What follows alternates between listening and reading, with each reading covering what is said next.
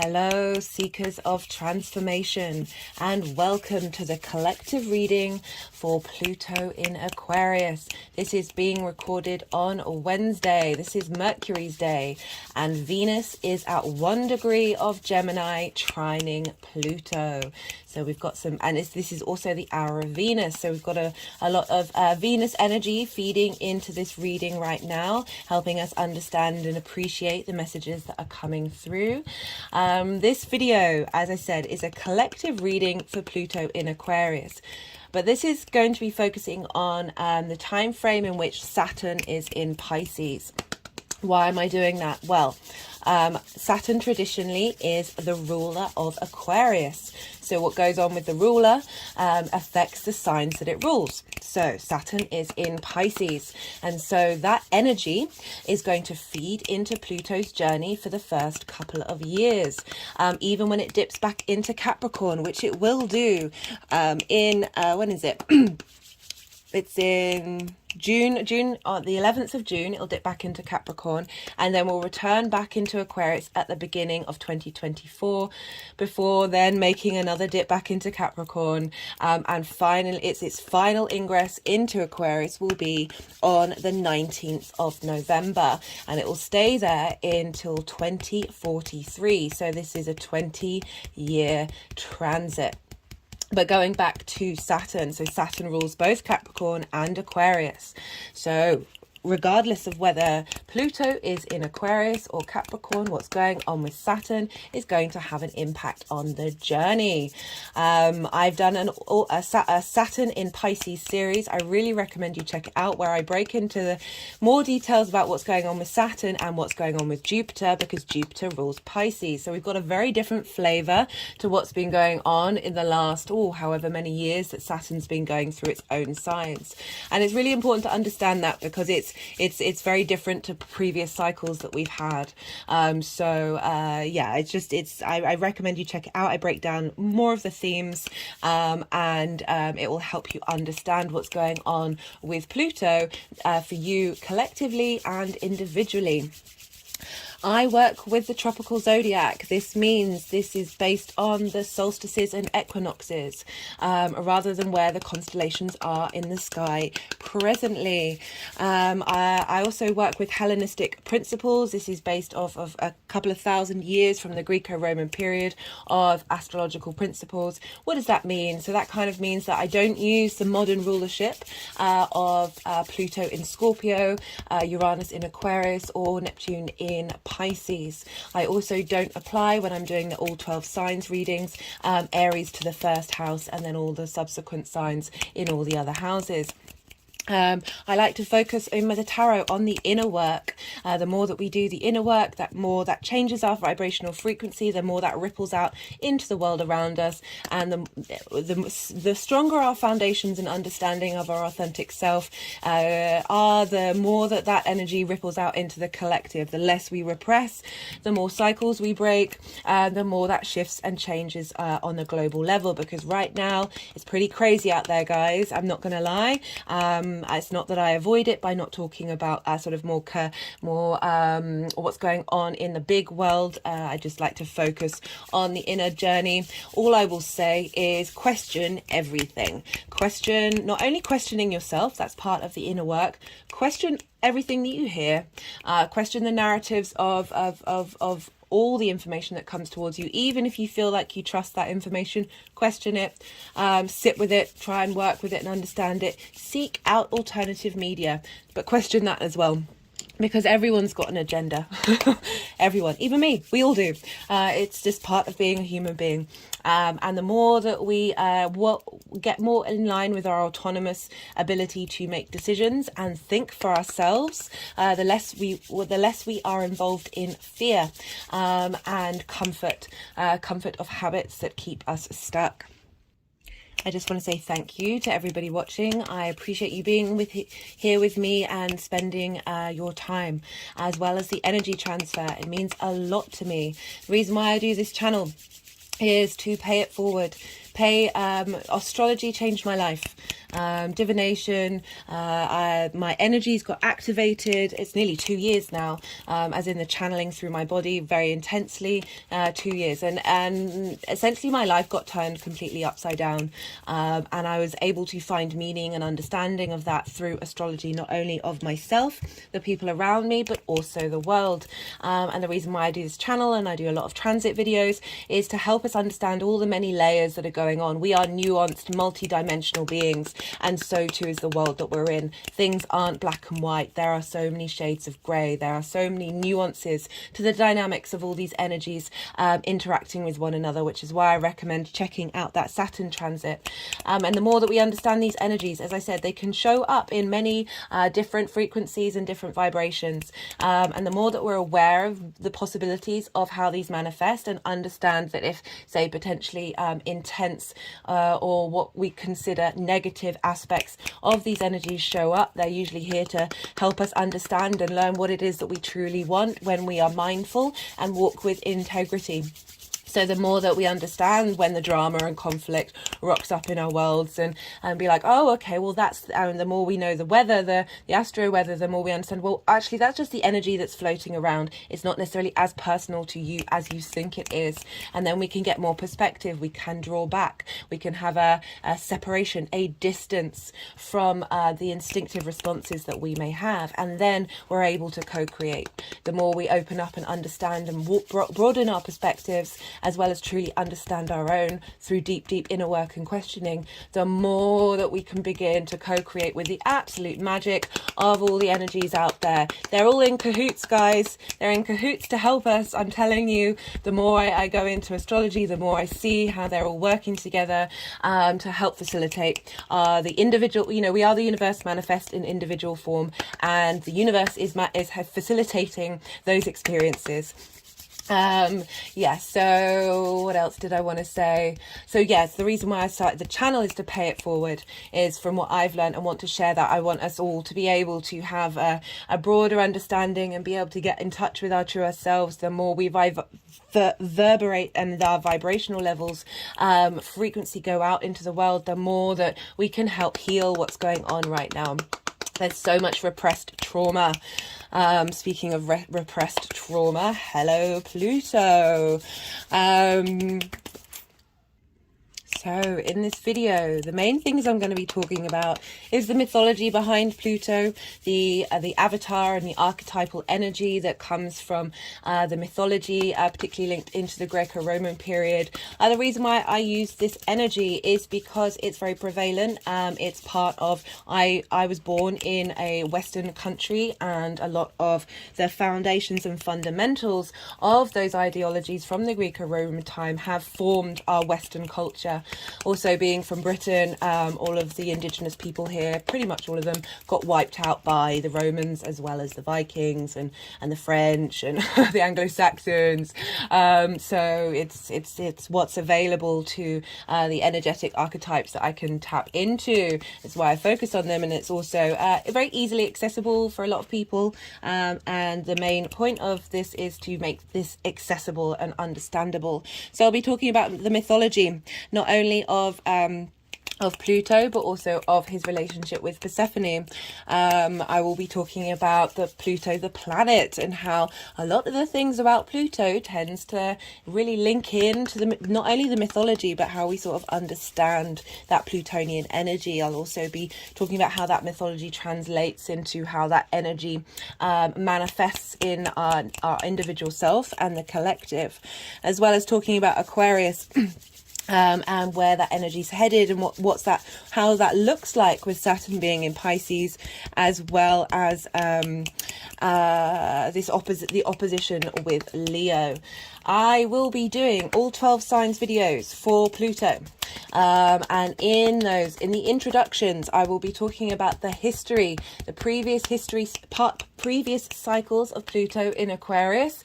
I'll be breaking that down, as well as talking about things that came up in the news on the day surrounding the ingress, and other examples that want to come through. As you can see, there are quite a few cards on the table already. I always pull some cards for these collective readings from different decks. This time I asked Pluto, what messages did you want to come through, and they went it guided me to pick up some decks that I don't usually use for these collective readings, that I use more for personal readings. And yeah, the messages that came through sort of was backing up the energies that I was channeling and meditating on, the things that were coming up. I've left it a while before doing this collective reading because I really wanted to engage with the energy of Pluto in Aquarius rather than rushing in and jumping the gun. And it's really interesting to see that a lot of the messages that were coming through sort of articulated in different ways the journey that we're on, that was becoming clear to how what I was channeling. So I'll be talking about them if and when they want me to pick them up. It might be, if you can see, we've got the Underworld card here. It might be that they want to save these cards for a different separate reading. We'll see what happens. I will be pulling tarot throughout while I'm talking about the mythology and the messages and all of that.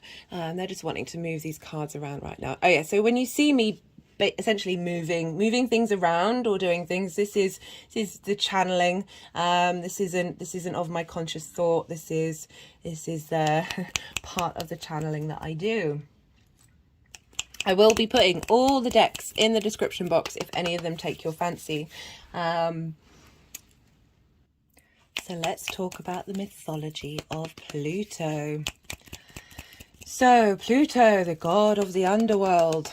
He was the son of Saturn, or Kronos in Greek, and Pluto's name was Hades in Greek, and he was the first son. But Kronos, or Saturn, ate all his children. And it's got the Page of Swords. New ideas coming in, new possibilities of thought, but being aware of the past. I will try and read the tarot at the same time as going through the mythology. So he was the first son, but he was the last one to be released from the body of Kronos, or Saturn. And so Zeus was the last son to be born, and he helped release all the brothers and sisters that he had from Saturn. And this interested me because Pluto's linked into regeneration and transformation, the cycles of life, death, and rebirth. So the fact that he was the first, that sort of chaos, void, death energy, that destruction energy, but then he was the last. So that void energy can represent the possibilities of anything happening, and that pure creation energy. We live in, I don't like to focus on love and light and that being the only energy in the universe. We have that darkness, we have everything in between. So as I said, the first son out, and then the last one, the first son born, the last one out. And both Jupiter and Neptune pulled lots to work out which areas of the world were they going to rule. And so by fate, Pluto became the god of the underworld. This wasn't necessarily a job that he wanted to take on. As I was saying, Hades is the Greek word is the Greek name for the god of the underworld, and Hades meant unseen, that which isn't visible to us, that which is hidden. And the Greeks then started calling Hades Pluton, and this meant wealthy. Now, this is interesting because this is not necessarily something that we associate with Pluto. However, Pluto is linked into what is under the world, so under the surface, and that's where all the minerals are, that's where all the resources are, the gems, the discovery, the gold. crystals, all of those things. And so Pluto is very much linked into wealth, like long-term longevity or wealth. Is also linked into fertile land. So this card sort of half flipped, which is the Scorpio card, but it's also the Death card. And I know in modern astrology they link Pluto into Scorpio. I can understand why. There's a lot of commonality there. It's just not part of my main practice. So he's linked into the unseen, the dead, but also the wealthy, the minerals, the lands. We're fighting over these things. It's just this chaotic energy here, this conflict energy of those resources, of being in a space of lack. And wanting to claim everything. We're uncovering a lot of it's making me think. I know I might be all over the place, I do apologize. There's a lot of excavating going on in the oceans right now, and Saturn is in Pisces, which is linked into the ocean, this bringing up of resources. He was also the punisher of broken oaths. And so this is this kind of idea of being true to yourself, of not going back on things. He was also in a lot of the mythology. He sort of brought down low mortals that had inflated egos. So very much linked into that transformational phase of being real with yourself and not exaggerating that which isn't true. And he can be very much connected to our instinctive desires, that sort of very, very primal part of who we are, and how we can, we see it everywhere now, this sort of inflammation of that energy, of that survival mechanism, that then when we feel threatened, we puff ourselves out and up, and there's a sense of distortion there. He very much wanted to maintain balance. He treated everybody equally. So kings, demigods, the non-king humans, all alike. Death is universal.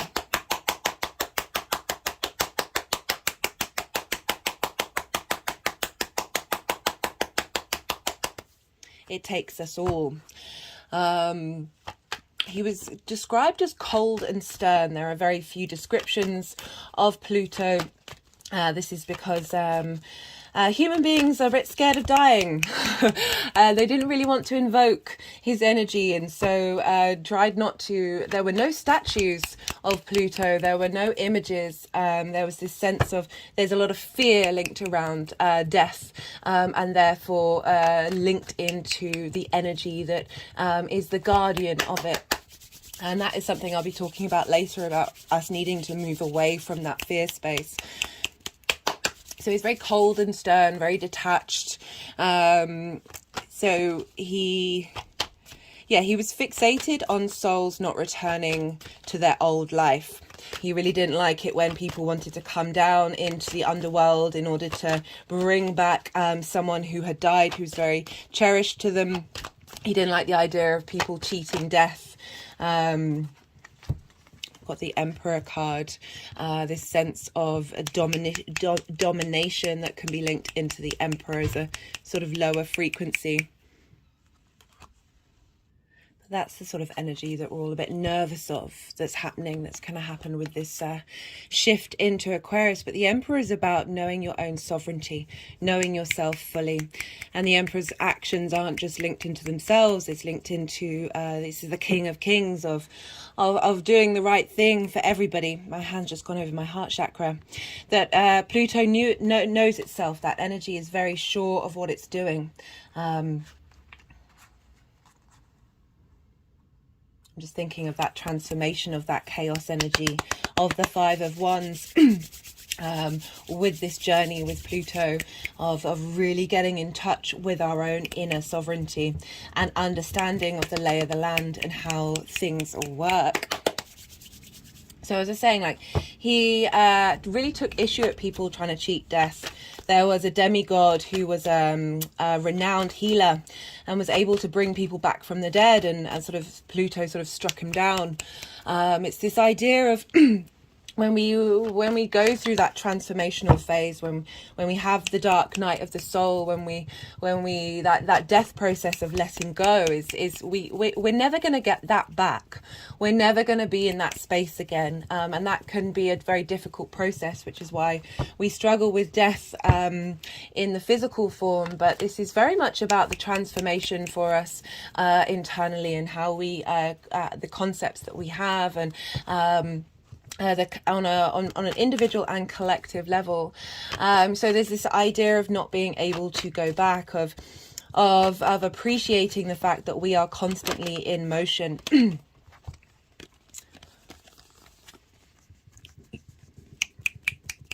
So not going back to this feeling of being immobilized.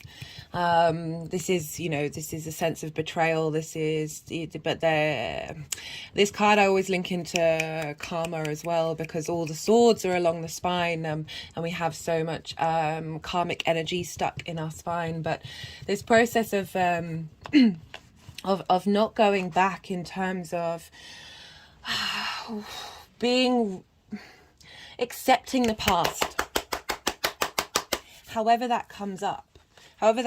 We've all been through this feeling of being unable to take action, of that betrayal, that mental death, that mental stagnation. This is swords, which is the mind, and we are dealing with Pluto in an air sign, which is the mind, which is the sword suit. But this acceptance of we are here because we are here now, because of absolutely everything that's happened to us. If we live in a space of regret, we block off channels of the channels of being able to transform. And so seeing that Pluto was very anti people going back to their old lives, it's really tapping into that space of that fear of death, and holding on to modalities and ideas and spaces that we have moved on from.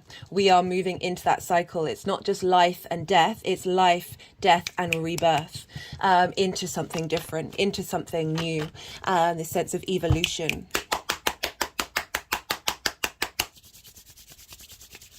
So that's the sort of main energy of Pluto, this very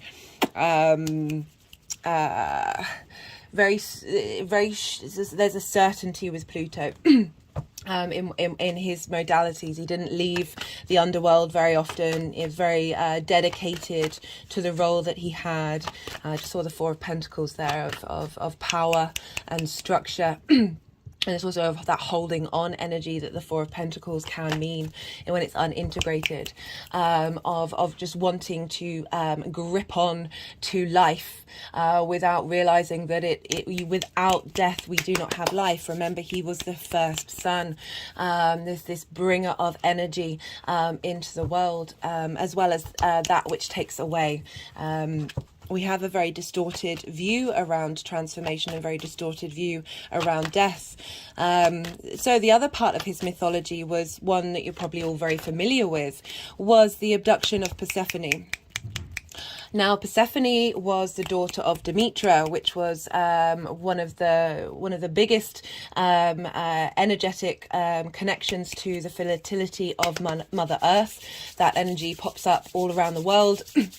And so this is Ceres. If you look, the asteroid Ceres is the Roman name for Demeter. She was a fertility goddess. She was linked into the harvest, and she had a daughter, Persephone. And essentially, Pluto was a bit lonely. And wanted a partner, wanted a queen. So asked Zeus, who is there, Zeus, the king of the gods, who do you want me to be with? And Zeus said Persephone. But Zeus was like, don't tell Demetra, don't tell. Sorry if I'm interchanging the names. It's just the mythology. Most of the mythology comes from the Greek time that's then transplanted into the Roman energy, and he said, don't tell her mother, because she won't be happy about it. So Pluto does as he's told. And there's the well-known story of Pluto abducting Persephone, and Persephone really not being very happy about it. The main part of the mythology is she's screaming and kicking and Queen of Pentacles. Very much Ceres, Demetra energy of the feminine side of the of the physical world, of the harvest. There's a sense of abundance there, but with earth energy they can hold on.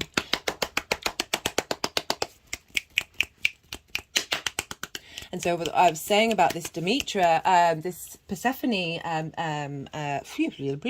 words, this Persephone wasn't very happy about it at all. So with this, for what came up for me, and when I was really thinking about this mythology, was what does that mean for us? What does that energy mean? And that's about breaking bonds, separation from family, and really finding it difficult to accept change. The human species is very adaptable, but is also, we get stuck in our habits. We have a lot of ingrained habits within us that hold us back from change.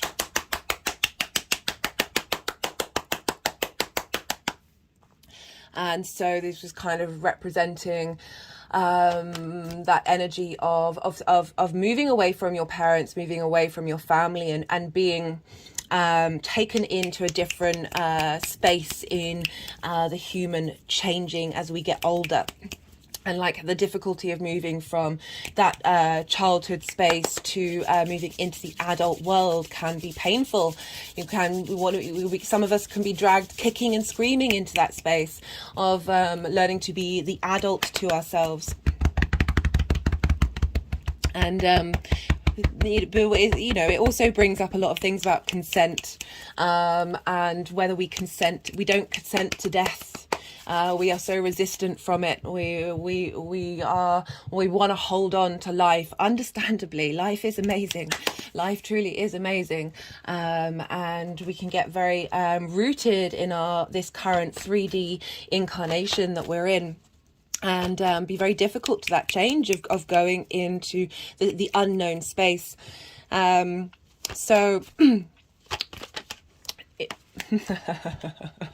Difficulty of going into the unknown space. I love the Fool card. So the Fool card is about being open to the adventure of life, the good, the bad, and the ugly. Oh, just had an interesting physical response to that. My hands just sort of went like that over my body, shifting the energy actually. And I like it's gone over the Page of Swords of that new concept of the way that we look at things. So we struggle with that, and Persephone really didn't want to be broken away from her mother. And Demetra, essentially she stopped everything from growing on the planet.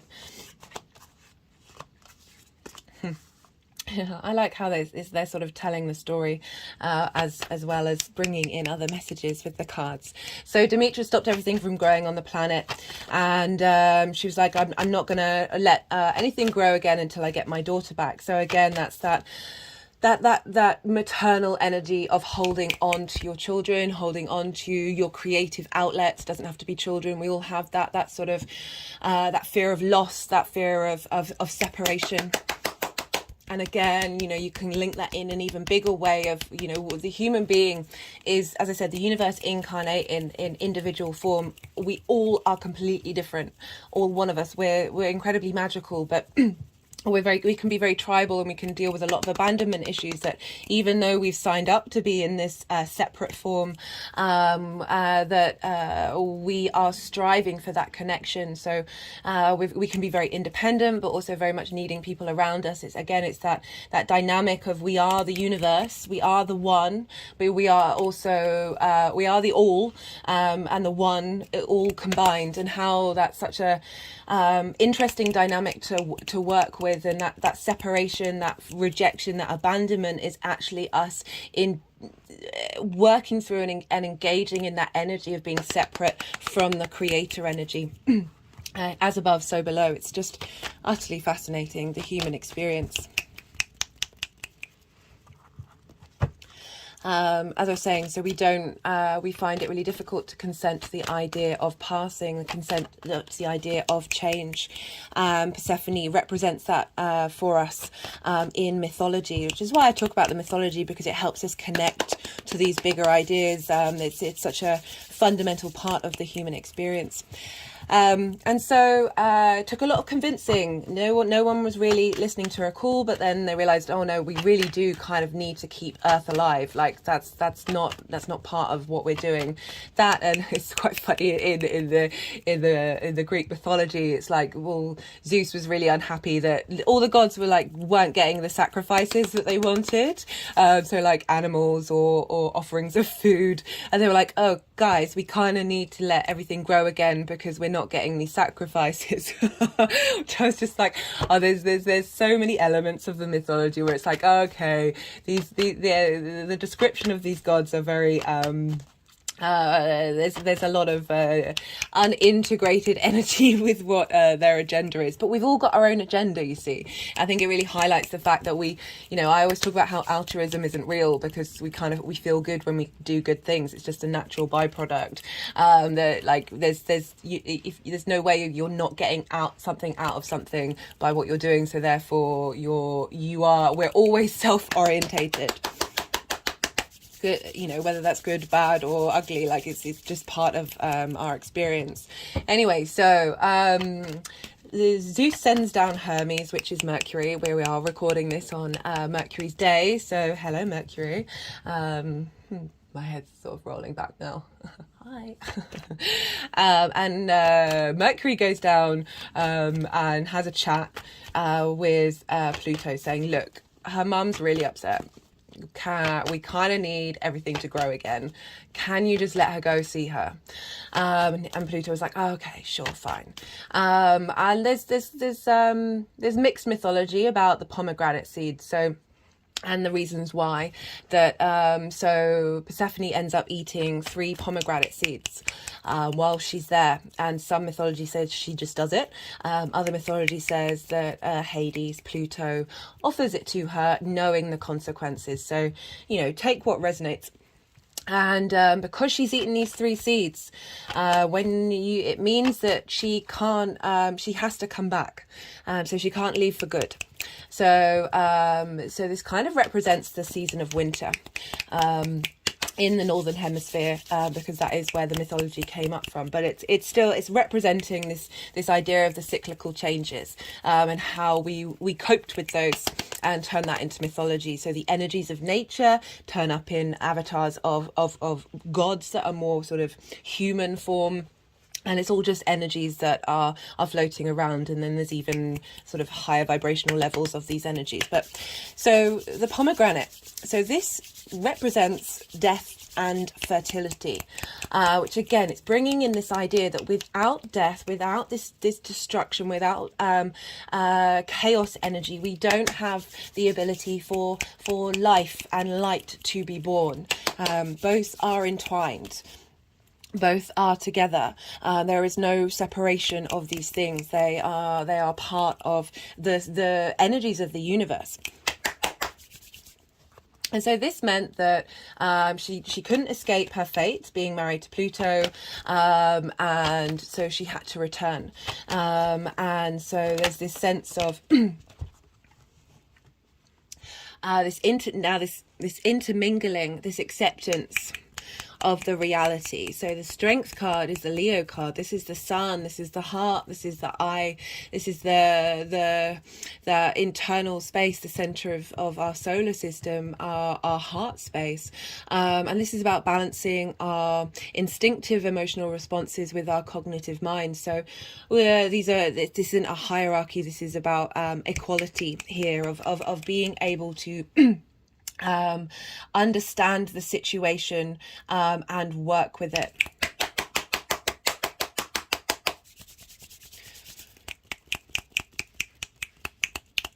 And because Persephone was now able to, so she returns back to her mother, and then everything starts growing again. And this happens every year in the mythology, that because Persephone can move between life and death, this brings about a sense of harmony.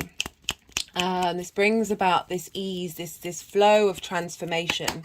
This continual cycle that we get with Pluto of transformation. It's a never-ending journey, but being more at peace with it. So bringing those two elements into balance, and stepping outside of the fear. With the Strength card, it's very much about helping override that instinctive survival mechanisms of fear, and the higher mind perspective, the sort of higher self energy of this is part of the cycle. Whether you sign up for it or not, it's certainly my understanding and belief for myself on a personal level that we have had many incarnations. We've been not only in sort of before this particular physical 3D form, but we are constantly in a state of transformation. We are constantly evolving, we are constantly growing, and it's part of that process and understanding of this bigger perspective of the evolution of the universe. That it's not all just about the individual, although the individual plays such a key part, but you have been absolutely every variation of existence that could possibly be. Time is everything all at once. We're in the present, past and future all in this moment, and so we are able to access all those different versions of ourselves and have more compassion and understanding for what's happening, and how people are and how we are. Again, that sovereignty of the emperor. There's wisdom. In this deck, he is depicted as an older man, and therefore that understanding of the cycles, the understanding of the fact that we've been here before and we'll be here again. And that's all I'm talking all about all this sort of this understanding of how we change our understanding of death and how we move through that. Oh, I missed out a point. So when Persephone was abducted, the way that this happened is Pluto planted a narcissus flower in the ground, which was incredibly beautiful. It's after the mythology of Narcissus, who was a very, very beautiful mortal who stared at himself in a pool of water and became transfixed by the beauty, and then turned into the narcissus flower. So this is kind of representing the inflated ego, this idea of fixating on self in a way that isn't healthy. This fixating on the individual form that we're in, and that we've got to keep this. This is it, and we're going to hold on to this. We're not distracted by anything else. We're not connected to anything else.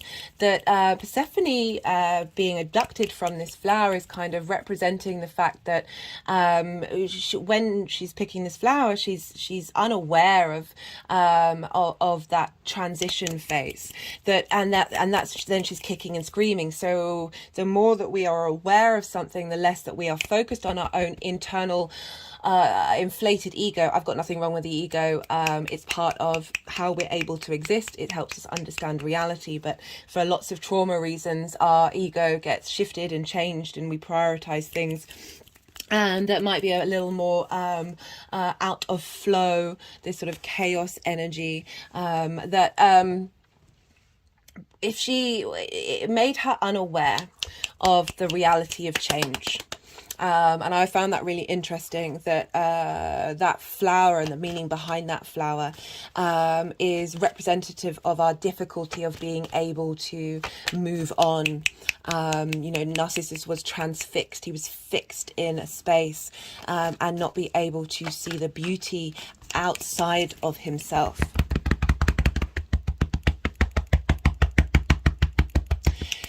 Pluto also had a cap of invisibility, and this basically meant you could go around and not be seen.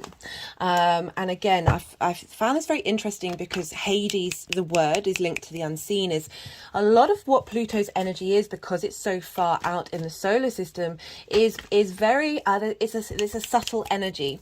It's about our unconscious, our deep hidden parts of who we are, in our the deep programmings that have us respond in ways that might seem excessive, or what's the word that I'm looking for, or oh my god, self-destructive. The destruction in ways that don't necessarily feel like they're serving us at the time, and staying in that destruction phase rather than the rebirth.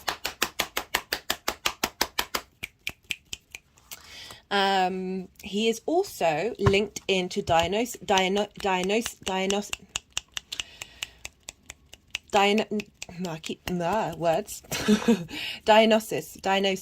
I know I'm getting that wrong. I was able to say it earlier. I do struggle with words sometimes.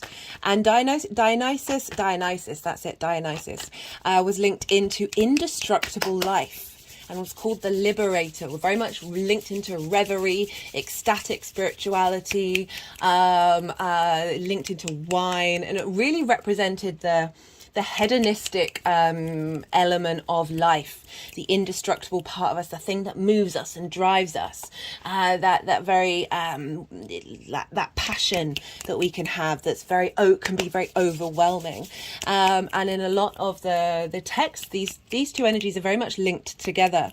And again, that bringing of that death, that change, that is indestructible. Death is indestructible, as well as life, and how these energies are both very much linked into one another, which I thought was fascinating.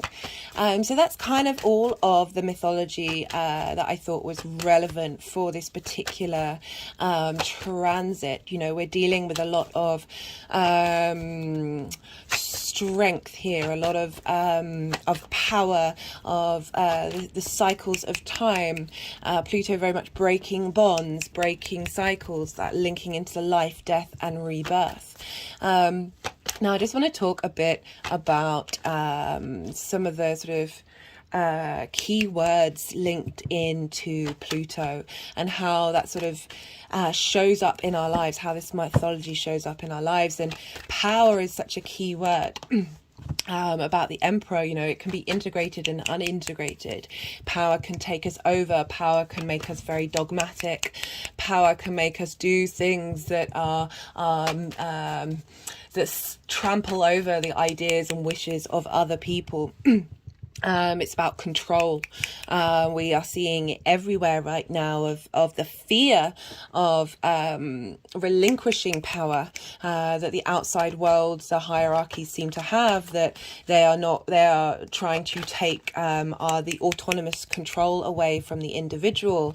And there's this sense of raw instinctual power as well. The id part of the part of our makeup, which is very much those primal instinctive actions that we have that can feel very compulsive, and the id can distort the reality of the ego, which is why the ego can get a bad rep, because it's just sort of its motivations are being driven by an untamed id. My hand has just moved to the back of my head, sort of where the third eye is, in between the throat and the third eye.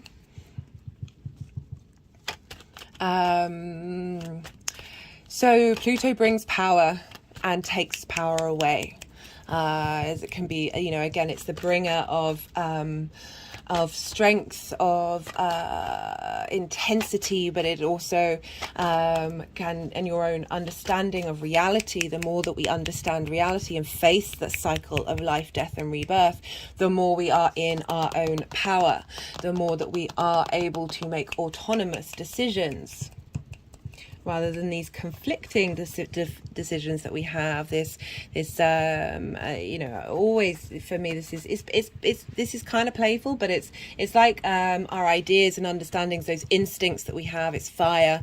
I sort of get tangled up and get it's just that energy is just not really going anywhere, can then immobilize us. With that Ten of Swords.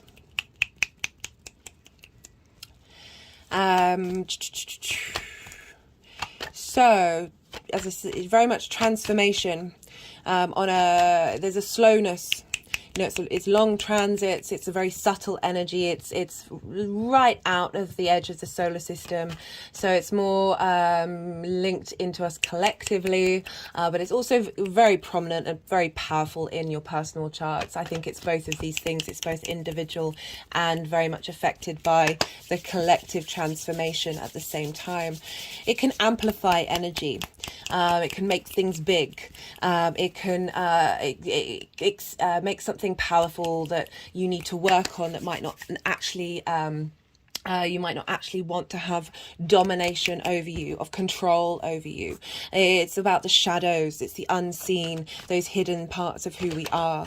And this can link into the taboo as well, because when we don't address our shadow, when we repress things, which is why we see the collective trauma so loud right now, because we're constantly in a state of repression and not mindfulness and understanding and having compassion of our own human existence, and how there's a reason why we're all in this space together, and it's part of our collective journey. That it's, you know, when we repress things then burst out into the field. And you know, this is often like if there are things that you like and appreciate that you feel shame against, and then you repress that you then sort of it brings in that sense of blah, blah, blah, blah, of taking action in a way that doesn't necessarily serve you.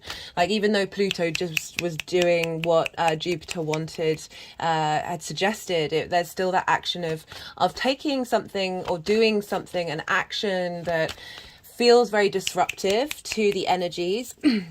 And that boundary of consent, I mean, you see it a lot. You know, the Catholic Church is a perfect example of that. And when Pluto was in Sagittarius, which is very much linked into the sort of preacher mentality, a lot of stuff came up about the Catholic Church, the sort of the revealing. So not only does Pluto link to things in the shadow, but as I said, there's a sense of revelation. There's a sense of revealing, of pulling back the curtain, and being like, no, this is the situation, this is the reality, death is here. And however death, that thing that we're not looking at, and how that manifests in different areas of our society and different signs that it's moving through, crops up with Pluto's transits. Can be, you know, very brutal, very obsessive. This desire to consume is very magnetic, again tapping into the sort of primordial evolutionary journey that we're all in, but it can come about in that sort of that shadow tendency. And the more that we're aware of these things that can come up, the more that we can sit with that energy and realize, okay, well, what is that trying to tell me? What is that unintegrated part of me, or part of the society that we're around, or part of the people that you're around? What's going on there? What's hidden underneath the layers of this outward experience?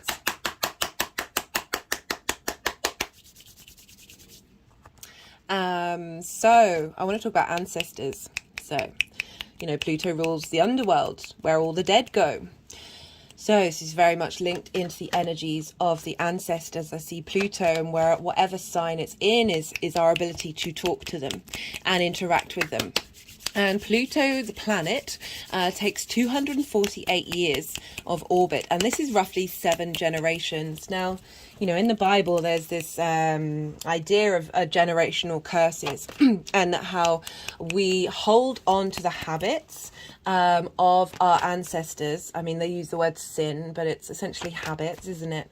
These programmings that are not only linked into our own personal experience. I talk a lot in this channel about how between the ages 0 to 7, we're running around in unconscious mode. We're basically being able to we're hypnotized. Not only that, but we're taking everything very personally, and we're in this hypnotic state, and everything that's happening around us has an impact on those deep core programmings that we have within us.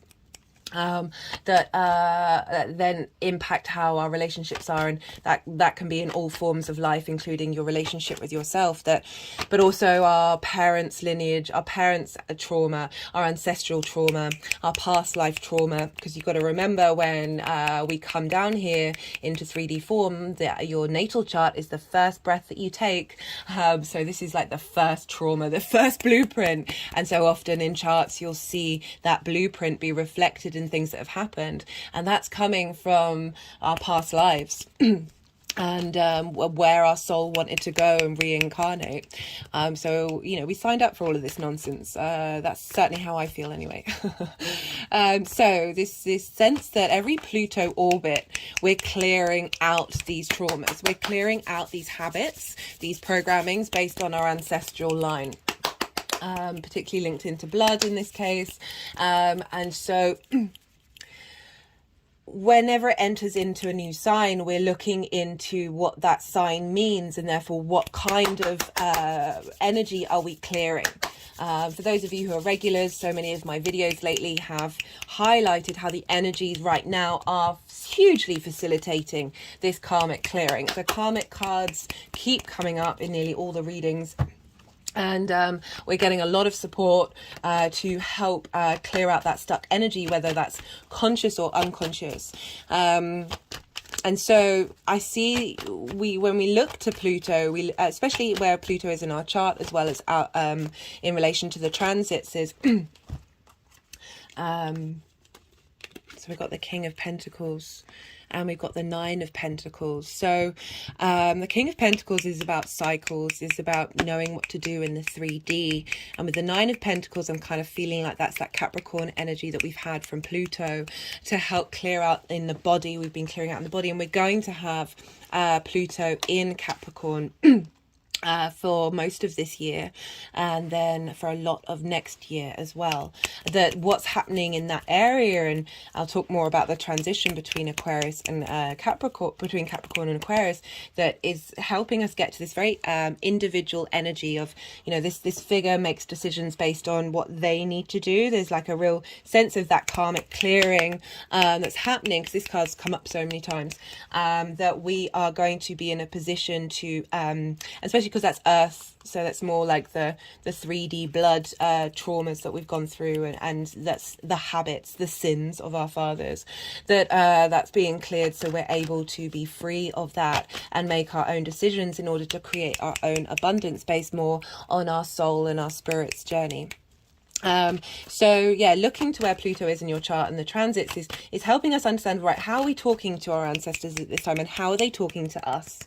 So my hand's now just tapping on the third eye chakra, and how it makes me think about fear and death, and how that's pretty universal, and that's going to manifest in so many different ways. So all of our fears are essentially linked into our fear of death, and how working with that and understanding it, and getting a bit of practice, and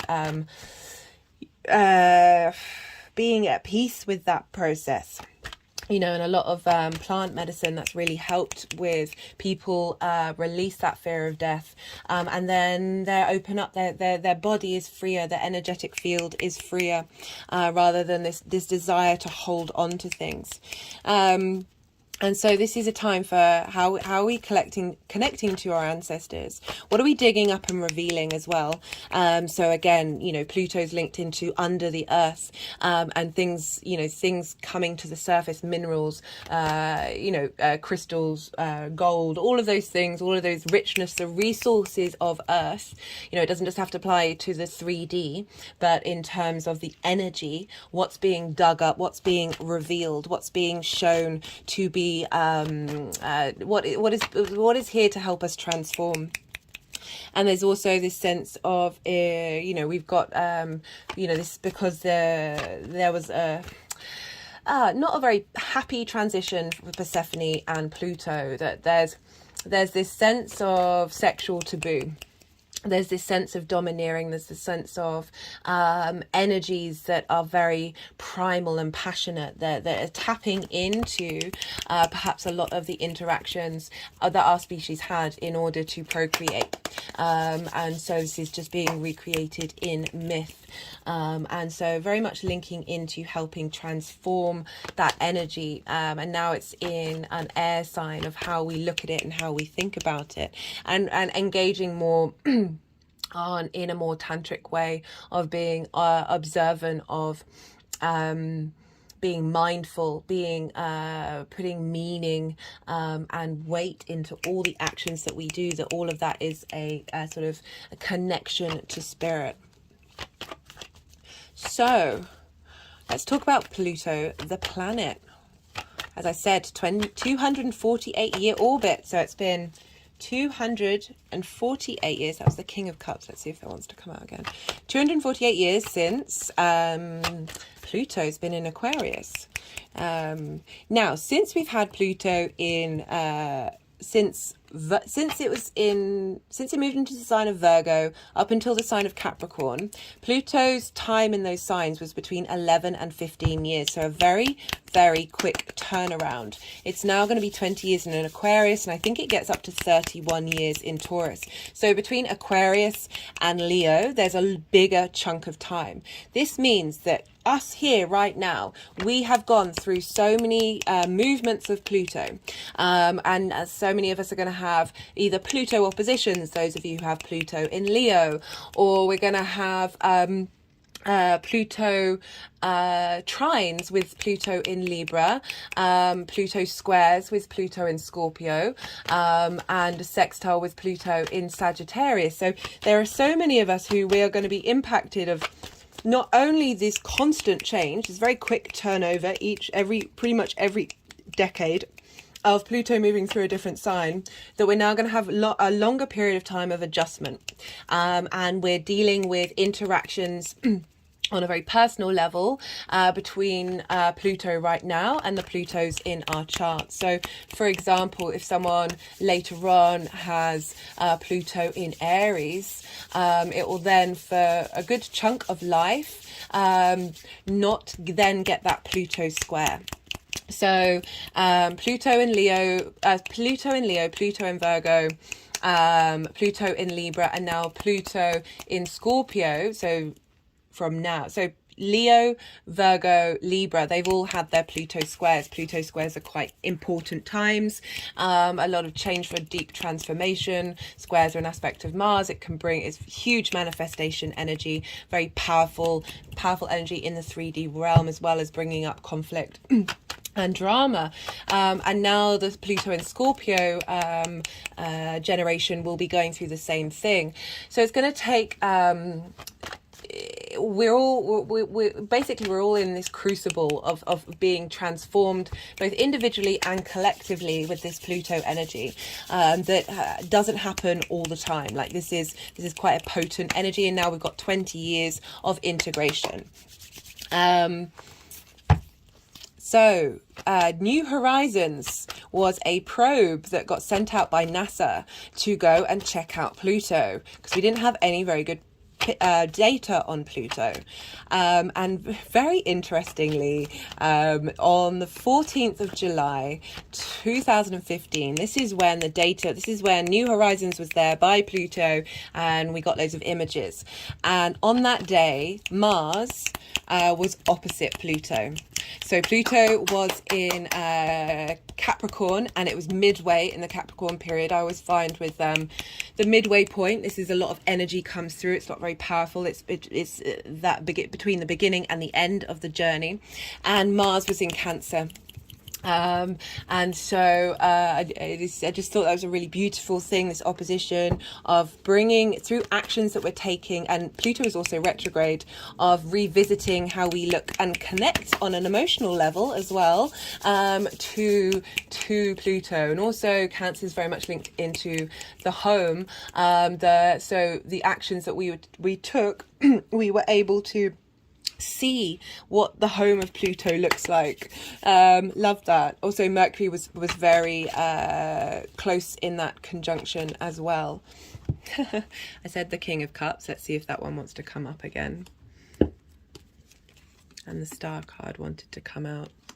So deep emotional healing. The Star card is also the Aquarian card, which I like why it's gone over the Fool. Oh, that reminds me. One of the mythologies of Pluto was about, I can't remember the person's name, but essentially their lover had died, and this person played the most beautiful music of everybody. And he came down to chat to Pluto and Persephone, and was like, and played the music, and essentially Hades or Pluto started crying and was very emotionally connected, and was saying they were saying like, remember how you felt, how would you feel if you didn't have Persephone? And they let that person leave. So that was like the one time that Pluto did that through music, and particularly very important because we're dealing with Aquarius, which is frequencies. And also I forgot to mention how like Persephone basically made Pluto a lot softer. So there's that sense of love and understanding and union. And it doesn't have to be union with somebody else, it's union with yourself. My hand is now tapping on my heart chakra. Yeah, so I just thought that was really lovely. So that's why I talked about it, because of the King of Cups, and I'll get to it even more with Pluto. When I talk about the planet, I just love how it all interlinks. Yeah, so that was the next thing I was going to say, because we discovered through those pictures from New Horizon that Pluto's got a heart on it. Pluto's got a heart. Pluto has a heart. It's not all cold and stern. There's a heart under there. And this is an ocean shaped like a heart, and it's frozen. However, they've noticed from the photos that it's got the ocean is sort of broken up in a certain way, like there's lines on it in a certain way, and this is called convection, and this is when there's something warmer underneath. So you get this when a pot is boiling, a pot of water. So this is implying that even though this ocean is frozen over, is cold, that there is a warmth underneath that is heating the heart. I just love that. I really love that. And so funny with the King of Cups that I saw, and then it came out again. And so what have I written there? Oh, so I did also want to say, just on a side note, like the shape of the heart comes from the Siliphan heart plant. And this was used in ancient times, I think it's extinct now, as contraceptive or aphrodisiac. So again, it's sort of bringing in that idea of the taboo of sex, of the fact that it is part of who we are. And, you know, in the French, it's what, like le petit mort, which is the little death, for when climaxes happen. That there is such intensity with love, with that sexual act, that we get very overrun by it, and we get very swept away by it, and finding a way to yeah, what do I want to say with that? Maybe I'll come back to that one. It's a very powerful energy, you know, the fifth house, which is linked into romance and dating, and sort of that sort of more sexual side of those kind of relationships, rather than the seventh house, which is sort of long-term commitment. I'm not saying the two aren't together, but there's a separation from that it's also, for the thing that I prioritize most for the 5th house is your creation energy. So, you know, I'm sure we're all familiar with Tantric sex, and this is the process of going about things in a very different way. If you don't know about it, you know, do have a little Google. It's a practice. Again, it's being more mindful with your creation energy, rather than because it's our sacred, what's the word? So it's that divine source of energy that we have within us, that motivates and drives us, and sometimes it can be depleted and used in ways that isn't facilitating us in more of a sort of a long-term way. I'm not here to name or shame. It's also an incredibly powerful thing of transformation, but they're just sort of bringing up those energies of just why am I talking about this? Oh, the sort of the more taboo and more very powerful energy that Pluto can have, of very magnetic, intense interactions in that way. I mean, that's just one particular form of it. You know, Pluto also helps us dive deep, be more of the investigator, and looking at things that we might have shied away from before, and revealing them outward. That's certainly with Pluto-Mercury transits. What other things? So that lake is made up of nitrogen, and nitrogen is used for fertilizer. So again, that's going back right to the beginning of how Pluto's associated with fertile land, and also the cycles of life, death and rebirth we get every year with nature. And that all composts and provides fertility for the new growth. Without the death, we don't get the new. And I found that quite funny, that lake, that heart, is made up of a element that is primarily used in fertilizer. It's also used in superglue, which I thought was funny about that control element of sticking to something. There's a loyalty to Pluto, even if it came about off, you know, as I said, you know, Jupiter told him to do it, but I don't want to get too caught up in that energy, and find more the higher vibrationals of that, of where that can go, of being very loyal to your relationships or your life, the things that you do, but from a very balanced and mindful way of looking at reality. I always say be real, be compassionate, and also be like open to that fantasy abundance space. Like when we combine these three things together, we can really heal and be able to create our abundance around us from a very strong foundations. It's also used in cryotherapy, which made me chuckle, because there are some so Bill Gates's chart, he has Jupiter conjunct Pluto, so very much highlighting the fact that wealth can be linked into Pluto, but he also, those energies sextile Neptune, and he doesn't want to die. He's putting a lot of money into figuring out how he can live forever. So I just found that funny, this holding on to something, the way this can come about. And when I heard that, I was like, oh, that energy just feels very, you're just not open to the realities of the universe, and that everything changes. Like, it just seems a bit, it's holding, it's clutching, it's obsessive.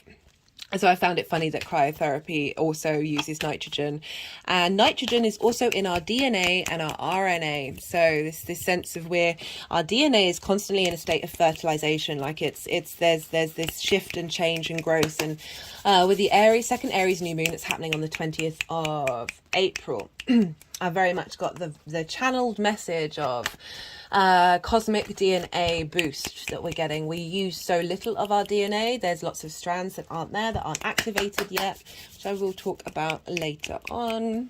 So that's kind of like what's going on with the Pluto the Planet. And I just found that really interesting, that there are things about it that link into some of the other energy of the mythology. and also the fact that it kind of got demoted. And so Pluto, you know, Persephone didn't want to be married to Hades because he's king of the underworld. There's that sense of not respecting that energy, even though it's very important. Just because Pluto's not a planet, just because certain people don't deem Pluto a planet doesn't mean it doesn't have as much impact as it does, because it really, really does. And I'm a big fan of asteroids as well, and you know, they're not planets, but they really show up very prominently in people's charts. Like it's pretty mind-boggling. Right, so that's the mythology, that's the sort of energy, and that's the planet. And now I'm going to talk about Aquarius. So Aquarius, this is the final air sign. This is the collective air sign. Aquarius is fixed in nature. It is a yang day energy, and it's air.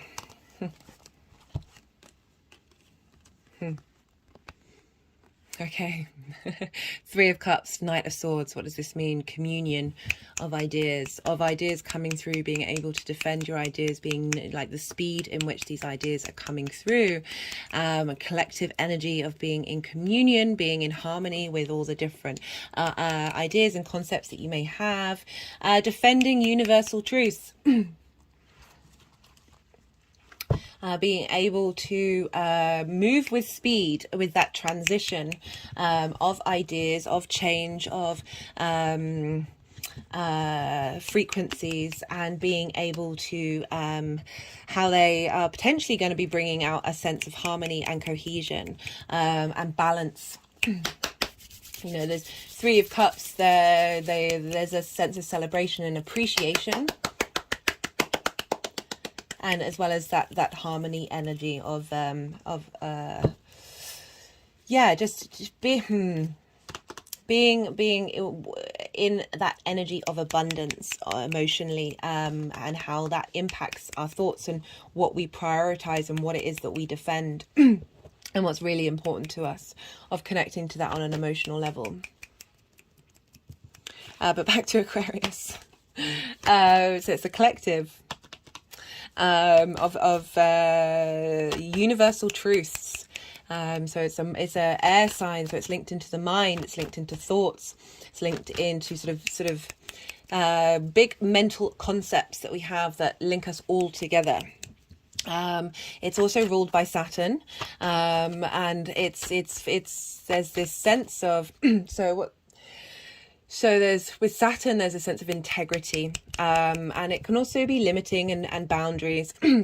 But Aquarius is kind of outside of the collective, right? So Capricorn there's lots of different vibrational frequencies to Capricorn, but a lot of them, you know, people often talk about the hierarchical structures, the structures of 3D, the long-term legacies of civilization, and how Aquarius can sort of be the oddball, the black sheep, the one outside of that dynamic, but that is very understanding of that dynamic and is able to see what doesn't work. So Aquarius can be very much thinking about where we're headed, wanting us to be there now.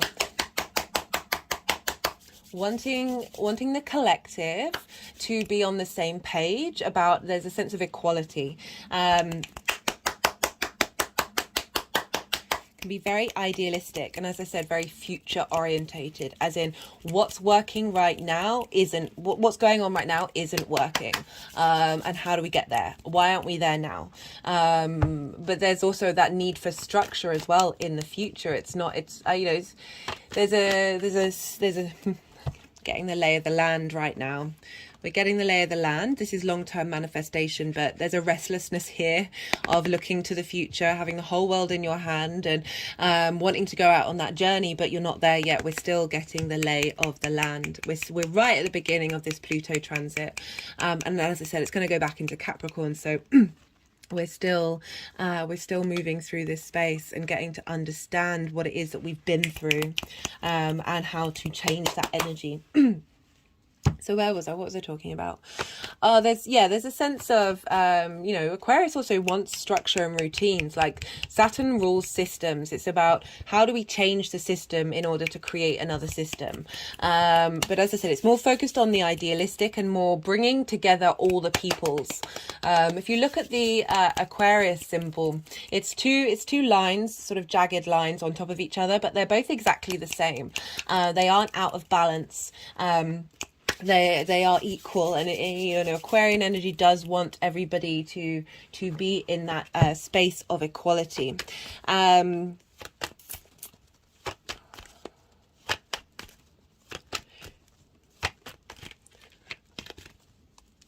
But there's a coolness to Aquarius. We're dealing with an air sign here. We're also dealing with Saturn.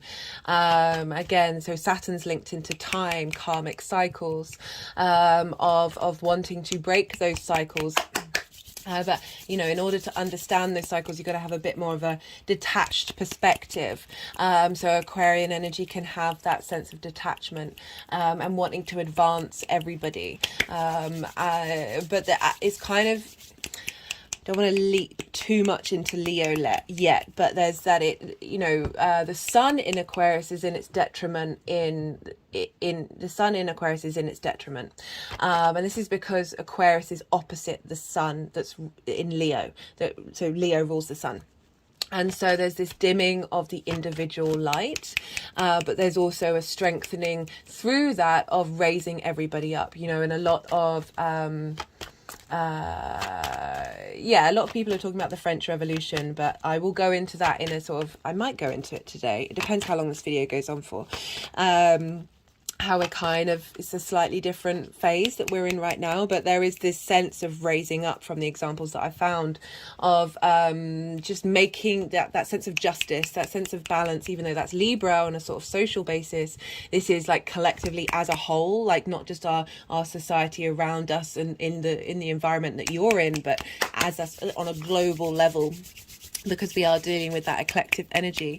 It's very fixed though, so fixed energy can be very stubborn. So this is one of the reasons why I don't link in Uranus to being the ruler of it, because Uranus is kind of instantaneous, very innovative energy, but it's very quick and it doesn't really care about the consequences of what's going on. Aquarius wants to maintain something. It wants to have some longevity to something, so it takes time. There's a slowness, there's a stubbornness, there's but there's a desire for making sure that, you know, there isn't that sort of chaotic energy, and it can be that you know, with that fixed energy of during this time that we're sort of clearing out those stubborn concepts, those stubborn human concepts of us that haven't been serving us, that need to be transformed with this Pluto transit.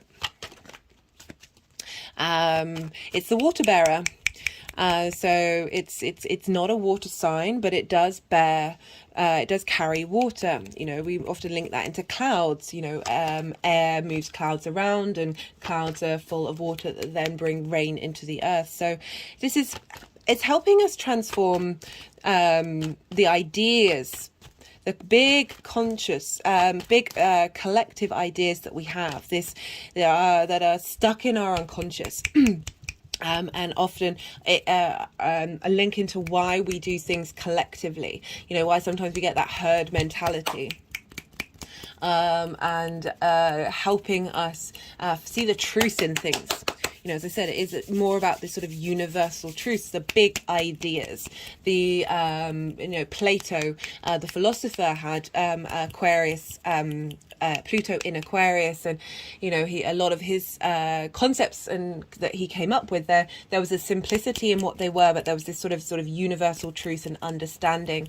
The Platonic solids, a lot of geometry. And he also came up with the phrase Platonic love, which is love of your friends, love of the collective. And so we're dealing with that collective air sign of being able to be on, you know, feel as if you are kin to the collective. But going back to the water bearer, so As much as Aquarius might want to be detached, there's no avoiding the fact that emotions come in, which is why I quite like. We've got the Three of Cups, which is a water sign, which is the water suit. That we're dealing here with very deeply entrenched emotional responses to universal ideas. Like what is it that really matters to us long term? Like this is where we kind of sort of bring in the heart here. That's ruled by Leo. That we might get a bit too detached. And it's really asking us to always look to those things, as well as examine the big constructs and ideas that we have. How do we transform them? How do we bring them power? What do we need to let go of? What are we moving in that cycle? What riches are there for you on a personal level of these ideas, of these interactions that you have in a collective way to the individual actions that you take? And our emotions very much betray our unconscious. So watching those emotions and see how you respond to things to help you understand the truth of what's in your unconscious, and the more that we sort of observe those programmings, the more we can help give them space. Don't repress them, let them have space, and then try and let that energy move through you. And there's lots of other ways of working through those programmings. It's often why, you know, manifesting doesn't necessarily come up, and you feel like you're doing all the things that people say you should be doing, and it's not really showing up. But there's a real sense of the blockages in our trauma from our own experience, our ancestors' experience, particularly with this transit, that we're helping clear. So blockages in able to manifest. So this is the Seven of Swords. This is feeling like you've had your resources taken away from you, that you're not in that space of abundance. But it's also about thinking differently. It's also, there's a playfulness here. There's a yellow background, so that's usually, it's not so the intensity. I don't have a card here really of other cards that sort of highlight that this is fully negative. This is helping clear away those traumas, so you're left with the truth of who you are.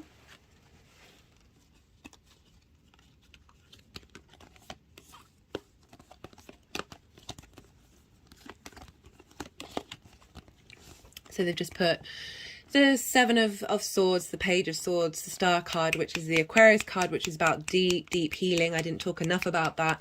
Very much linked into the 3D and the galactic energy. She is unclothed. She is as free of masks as possible. Again, that Aquarian energy of trying to be as true to yourself, of not really caring about what people think about you, and really just being able to be you. And sometimes that means that you might be a bit stubborn, but I mean, that's one energy. I've got an Aquarius moon and Jupiter in Aquarius, so I definitely know. I'm mostly fixed signs, so I'm aware of the stubborn energy that comes about with fixed, and the reason why I talk about it is because it is there, and it is a thing that we need to at least address and look at and flip the energy.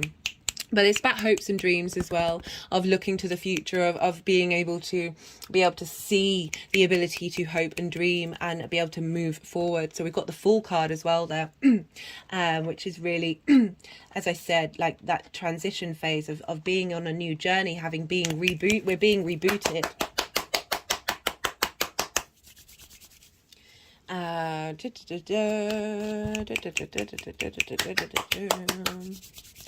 Yeah, unconscious transformation. So, talking about those ancestors, what are we doing here with Pluto? What are we transforming? Well, we've got that collective, Pisces is the emotional unconscious, collective unconscious.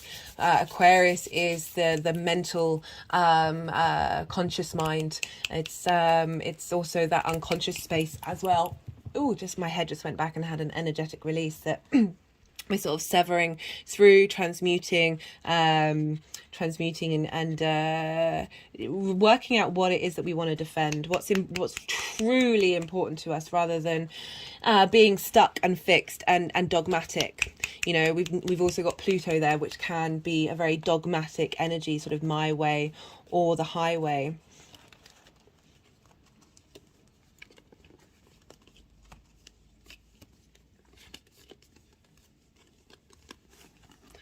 So they've just put that there with stars. So after we've done the deep healing, we're in that process of doing the deep healing. Again, the things that we know, the concepts that we are holding on to now, having cleared out a lot of that trauma, are the ones that are giving us the space to be in that independent energy of creating our own abundance that not only facilitates us but our ancestors as well. So, frequencies. This is the main thing I really want to talk to you all about, is frequencies. So that's very much the Aquarian vibe. See, it's air, it's mental, it's the thing, music and frequencies. Where the whole universe is basically frequencies.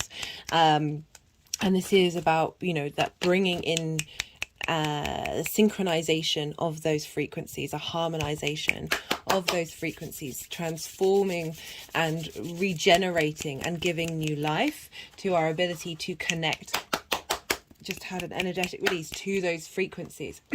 So yeah, now let me go back to Capricorn. Or do I want to do that? Should I just keep in order? I just want to jump to what happened in Capricorn, the way I look at Capricorn, to make you sort of understand what I mean by frequencies. So, you know, listening to your favorite song, listening to frequencies that are a healing vibration, chanting, singing, downloads from the air, tapping into higher vibrational frequencies. We're tapping, so we're in yang day energy. This is about motion. This is moving forward. This is the future. Being able to, so I was talking about ancestors, right? So this is why I wanted to jump back to Capricorn, but I'm going to stick with the program. That we've been re-examining in Capricorn this the cycles of the earth, right?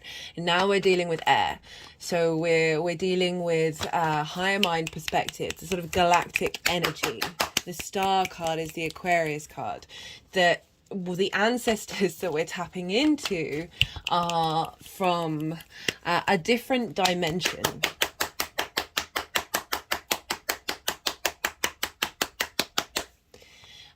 So not only are we clearing the energy linked around to these sort of collective idealistic truths that may not have been manifest in previous lifetimes, that stuck energy is there. You know, we're dealing with the dead here. Not only do not only does our soul move into different spaces, but there are ghosts, right? There are the energies of those previous lives. The earth is heavy with them. The universe is heavy with them.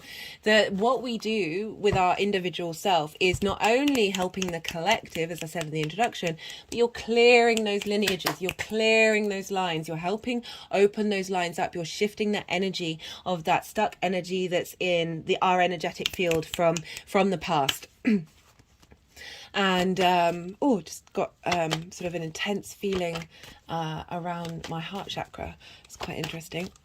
Energetic release. That during this time, you know, how do you tap into your we're working together. Oh, it's making me a bit weepy. This is the Three of Pentacles. This is about mastery. We're mastering working together. This is an understanding that we're all working together to create not only something beautiful, but something long-lasting. 2 3s there. You know, that came out when I was talking about how the work and mastering.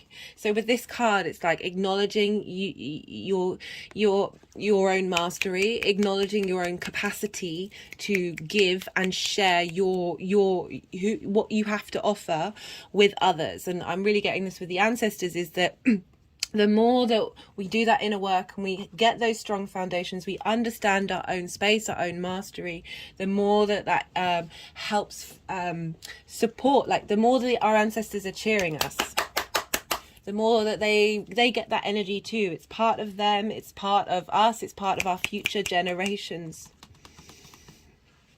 We're all in this together, the past, the present, the future.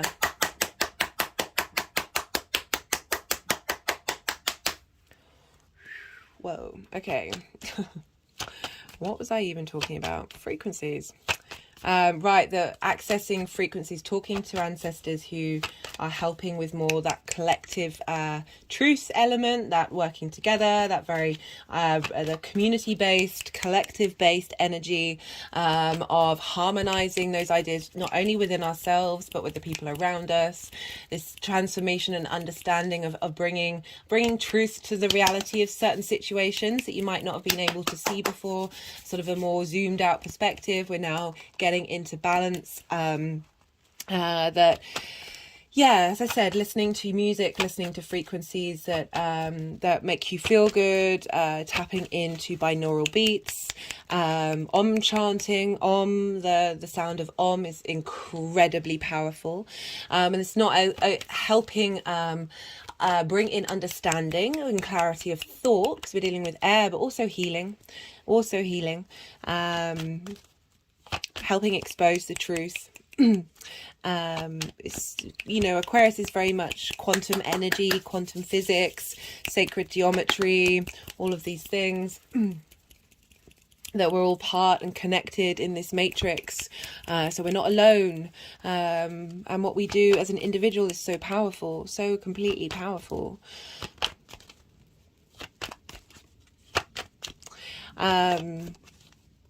Sorry, I was just wondering whether to go which way.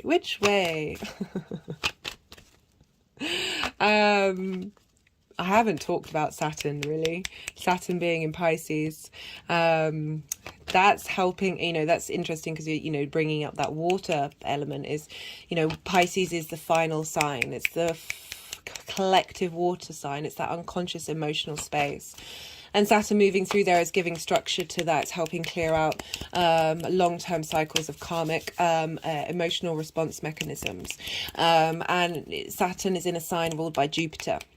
So, the reason why I bring this up in brief here, I really recommend checking out that Saturn series, is because there's a lot of fear going around. There's a lot of fear going around with Pluto being in Aquarius. There was a lot of fear going around with Saturn in Pisces. Admittedly, we have had Saturn in a Saturn-based sign with Pluto since when was it? Since 2017. Now, Saturn in its own signs means all the tools that Saturn has are really strongly available to it. And Saturn is traditionally a malefic, and this is the kind of school of hard knocks, the no planet. She's got the Six of Cups. I know I'm talking about the past, and this is all about being able to look at the past fondly. Oh, I love it. Those transits would have been difficult. Saturn deals with isolation, with authority, with boundaries, with shaking of foundations. Like it's been hard for all of us. And but it's also been, like, I love Saturn. The more that you work with Saturn, the more that you understand, no, really just wants you to walk with integrity and therefore walk with your own strength and power, and not for in a healthy way. The more you start to have a sense of maturity and looking at legacy, but in a way that's really grounded. And if you're not in that space, then it'll create environments that help you look deep within and get to that space. It's going to shake up things that aren't working for you in the long term. But we all know what happened in those years. It's been difficult, but were those structures that we've been in, were they long term? Are we living in an economic system that thinks long term? That isn't just about now. What do we get? It's based off of a war economy, for crying out loud. Like, no. No, Saturn's the planet of no. It's shaken things up. Pluto's been doing that as well. So Pluto's been in Capricorn since 2008. All the astrologers are going to tell you about the economic crash. I'm going to be talking about different things in terms of Pluto and Capricorn. But that doesn't invalidate the reality of the shaking up of the banking system. And so 2008, so wherever Saturn was impacting Pluto. So Saturn's been impacting Pluto for how many? So that's what, 6 years? Well, probably 5.5. So that's felt like a lot. It's felt like a lot. They're very intense planets. When we have Saturn, Pluto hard aspects, so that's conjunction, square or opposition, big things happen on the world stage. Big things. The amazing astrologer Richard Tarnas has done a fantastic book called Cosmos and Psyche, which goes through a lot of the big outer planet cycles. I really recommend it. We just got the Queen of Wands. What was I talking about? Big changes. What's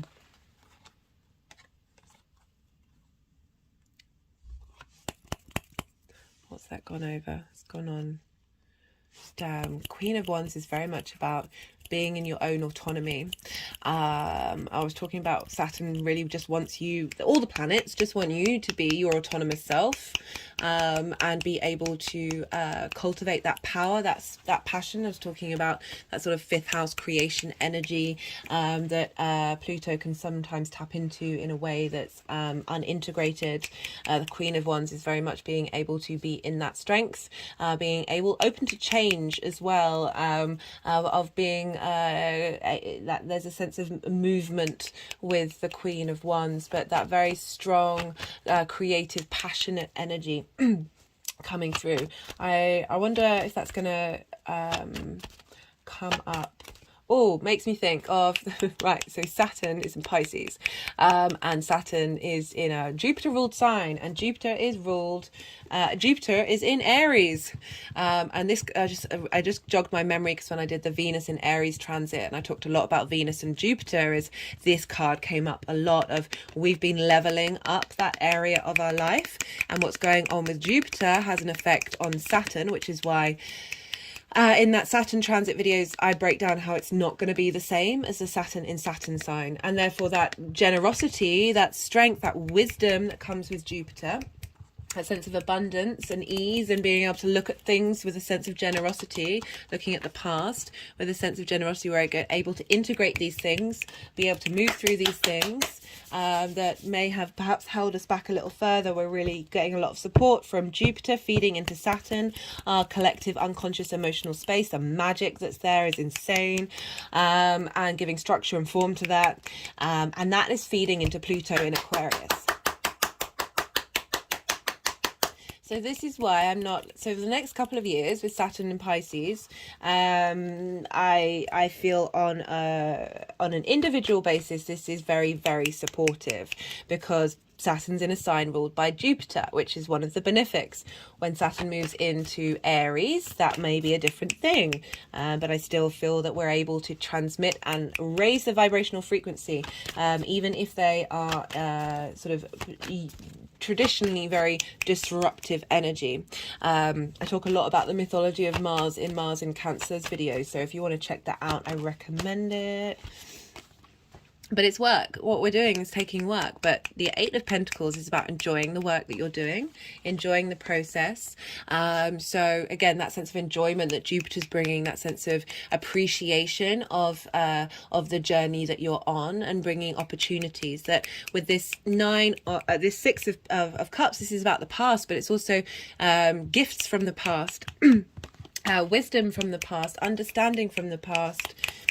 I wonder if they want me to read that card. It's the Guardian card from the Tantric Dakini Oracle deck. Very powerful messages came through with all of that.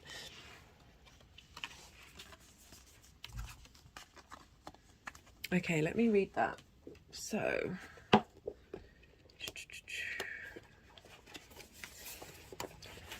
bear with me. I'm trying to hold cards and open this book at the same time. Let me show it. It's pretty cool. Sorry,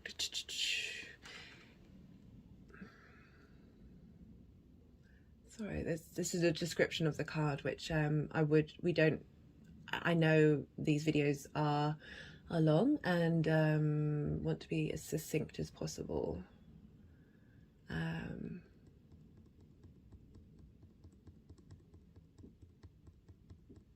This card represents the presence of a most potent form of protection.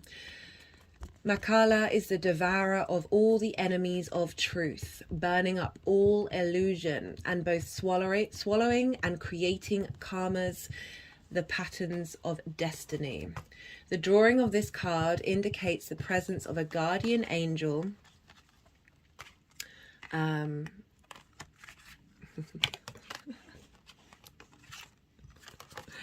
Oh my goodness. Trying to channel one-handedly while holding a book. The presence of a guardian angel at in our lives. So again, that's protection, getting support from the past. And I found it interesting, we're dealing with Aquarius, the devourer of the enemies of truth. We have been manipulated and lied to so much. The truth is slowly coming out. That's why I say check out some alternative media. The things that are being talked about right now were talked about half a year ago, 2 years ago. Be mindful of your surroundings. Burning up all illusion, both swallowing and creating karmas, the patterns of destinies. We're here to break cycles, guys. We're here to break cycles, and the more that we break those cycles, the more we free up the energy of the past and our ancestors, and they are sending us support and love. It's not that it's not going to be hard work. This is part of the process. Pluto is about work. As is Saturn. It's in a Saturn ruled sign. Saturn wants you to appreciate that work is a valuable thing for the human existence. But loving this coming through, this energy, a lot of galactic energy coming through, a lot of support, a lot of ability to be able to look at the past without so much trauma, for the past to smell a little sweeter. You know, the figure is smelling the flowers, and the more that we're able to do that, the more we get into that Queen of Wands energy of really being able to be present here in the now, very much in command of the spark of who we are, our spirit.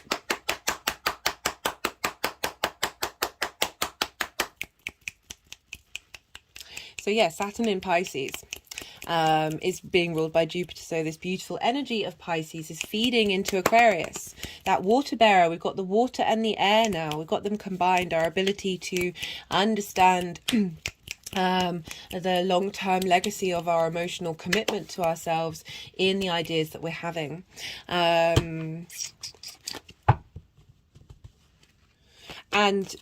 So during this time, Saturn and Pluto aren't going to make hard aspects.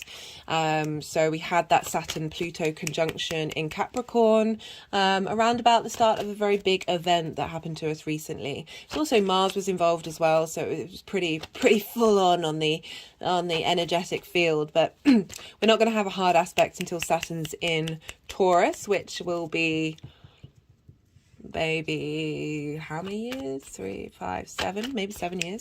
So we can breathe for a bit. We can breathe. I feel with, speaking of truth being revealed and illusions being destroyed and a breaking of karmic cycles, I feel so Aquarius is very much linked into technology and science, and I feel during this time we're going to be transforming the scientific method and disrupting monocultures. And the reason why I link these two in together is that don't get me wrong, science is amazing. It's absolutely amazing. Magic is just science we haven't figured out yet. And there's a bringing things into balance, alchemizing every part of it. I'm certainly not dismissing science. It's radicalized the human existence, but I feel that we're seeing a growth in it. A lot of scientific papers are coming out linked into magic. There's so much stuff that they don't tell you about, like the US government, shouldn't say certain words.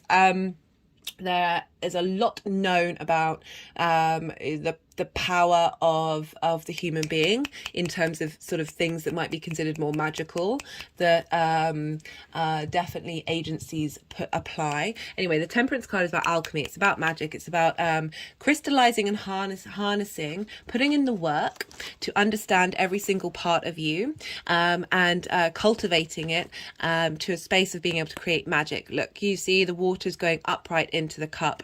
This is going against the laws of science that we are currently aware of. The one thing I get frustrated with is these experts and these people who say this is this and this is this is like, well, the whole point, the whole scientific method is, well, this is what we think right now, but it's likely to change. The amount of times things have changed in science that were thought to be factually true is stupendous, and the fact that we think they're not going to change and things are fixed is just, oh, it's just so small-minded. It's just so utterly small-minded. And I feel with Pluto moving through this sign, we're going to get a transformation in the cycles that we've already been through, like sort of a lot of Pluto in Aquarius is linked into sort of the age of reason. Also Pluto, Plato was very much logic and reason. It was very heavy Aquarian energies, but we're going to elevate that. We're going to shift and grow with it and be more, as I said, disrupting the monocultures. So that's, you know, limiting the sense of diversity. But as I was saying, there's a lot of scientific papers that are sort of saying, oh, shoot, this stuff that we've thought was a bit not tangible, that we can't put our fingers on, seems to be working, and that's all sorts of what would probably be deemed occult practices or magical practices. There's certainly been a lot more weight being put into them, that will only grow, I feel, during this time. So Capricorn, Pisces, Pluto in Capricorn. I'm just going to quickly talk about that because we're going to head back into Capricorn. So, you know, as I said, a lot of astrologers will talk about the crash in the banks, and the seizings of powers of hierarchical structures. All valid, all very valid. However, I see Capricorn as the cycles and legacies of... that's the world card. We'll see if that comes out again. The cycles and legacies of the human being. You know, it's the final earth sign. It's cardinal. It likes to instigate long-term legacies. It's ruled by Saturn. So I see it as this connection to the cycles of the human being, predating civilization, the modern civilization that we have now. And a lot of practices got really, really popular and really, really accessible during this time of Pluto being in Capricorn since 2008. Yoga became really, really popular and really, really accessible. Breathwork, plant medicine, how we understand the fact that trees and mushrooms all talk to each other. They're all interlinked. This connectivity, this structures, Saturn rules structures, and systems, of understanding those systems. And shamanism was really is becoming more and more accessible, this understanding of what that is, you know. And funnily, we've got the shaman card came up after I'd written those notes. And we have been able to access really connecting with Earth's legacy. This idea that the Earth is alive, like it has its own energetic space, has certainly been coming into the forefront. There are so many things. There are so many things that have been more accessible in this 3D tangible form. That's really been helping us. You know, veganism's been growing up more. You know, they've discovered that, you know, they did a recreation, or they did an analysis of the soil linked into sort of pre-society areas, and where usually we'd find bones and everyone thought we were all cut, all we ate was meat. And they found, countless different plants and species of vegetables that were eaten during that time. I think there's a sort of they uncovered in someone's stomach, so like a really a pre-modern society's person, and I think he had porridge in his stomach, and it had like 25 different grains in that porridge. Like, it's really, you know, everyone's got their own choices. I happen to be vegan. I was a vegan baby. It really helps my body because I grew up with it. It makes me feel good, as well as all the other reasons. I'm not trying to say everyone should be vegan, but it's reassessing our ideas, re-understanding, transforming our ideas, revealing truths that were buried under the ground, buried in our bodies. Oh, just got an energetic release then. buried in our bodies during that time, that are opening up of old ways, but in new ways, practices that we do. You know, interacting with oh, what was I going to say? That's completely dropped out of my head. I think that's enough examples. Yeah, so really reconnecting with Earth's legacy during that Pluto transit in Capricorn.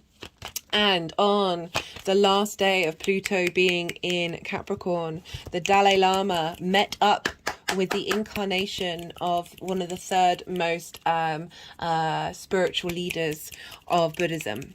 And it was I think it's a Mongolian kid who lives in America. And this was a very controversial thing because there's a lot going on between the Tibetans and the other country that I shall not name, that the other country have wanted to control the lineage and the incarnation of these spiritual leaders in order to gain control. And the Dalai Lama was like, no, here's this meeting, here's me acknowledging this space, and it's sort of making sure that it's out there in the world, because this kid's been around for a while and people have sort of known about it, but this was the first meeting of those two. And I've just found that really interesting that happened on the last day of Pluto being in Capricorn. Admittedly, it's going to go back into Capricorn, so we're not finished yet with that transformation phase. We've got another two rounds. So again, what was I saying? You know, reconnecting with our bodies on a collective basis, and now we're reconnecting with that mind, our collective mind, and accessing parts of our, my fingers are now clicking all around my mind, accessing parts of our unconscious, energetic release, parts of our conscious mind, our ability to, you know, speaking of plant medicine, this is what our brain looks like when we're on psilocybin. Let's see all those pathways, see all those open pathways. Of really being able to, again, tapping into that high vibrational galactic energy, be mindful of the frequencies, the way that we talk to ourselves, contemplate the big truths that you have in your life. So we're now because Capricorn is cardinal energy. This is at the solstices and the equinoxes. They start things. There's leadership. They get things going. Fixed energy, which is Aquarius, maintains what came through in Capricorn. So we're harvesting all those ideas from Capricorn and transforming the physical, all these physical things that we've been working on and integrating into a network that's more accessible and more holistic. That was one of the things that's been coming out with this Pluto energy in the collective zone, is looking at things in a more holistic way, and that's why I talk about the monoculture in terms of the scientific method and the health methods, of really needing to move towards a more holistic way of looking at things. We are not just there's not just one A to B. We are so complicated, we are so nuanced, it's utterly ridiculous, that there needs to be a way of bringing that collective energy of Aquarius, bringing in all the different things together to become a unified whole. And we can only do that in a holistic way. Obviously there are still, sort of main themes and ideas that can be more that universal space. But one does not invalidate the other. So Saturn is linked in traditions. And so we've had Saturn with Pluto and Capricorn, and Pluto's uncovering those lost traditions. And so Pluto and Aquarius is sound, air, frequencies, vibrations, knowledge, and energy healing, all of these things. We all kind of know about them already.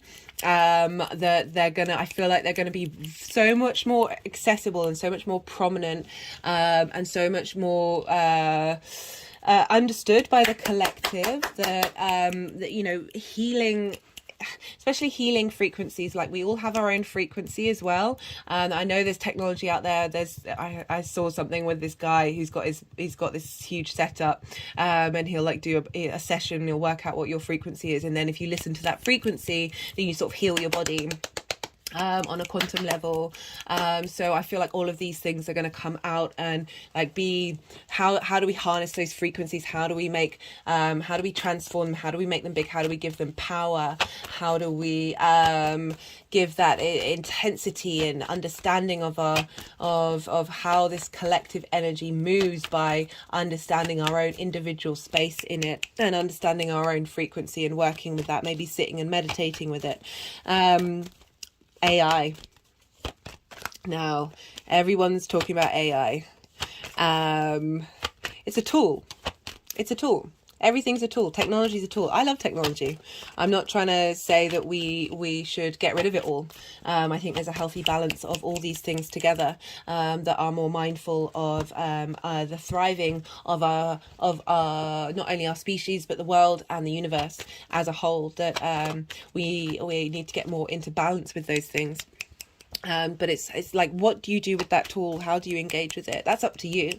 That's really up to you. The fear behind AI worries me a lot, that when we are in that fear space, we're not able to think, we're not able to understand, we're not able to think about possibilities and be in that abundant space and be in that very creative, intelligent, knowledge-based space, rather than this fear of change. You know, as I say, I talked a lot about change at the beginning. You know, one of the things that came, a couple of things that I thought about with AI is like, it's going to help revolutionize us in ways that we aren't capable of understanding. I personally, I don't have an Alexa, I don't have one of those things, I don't get them.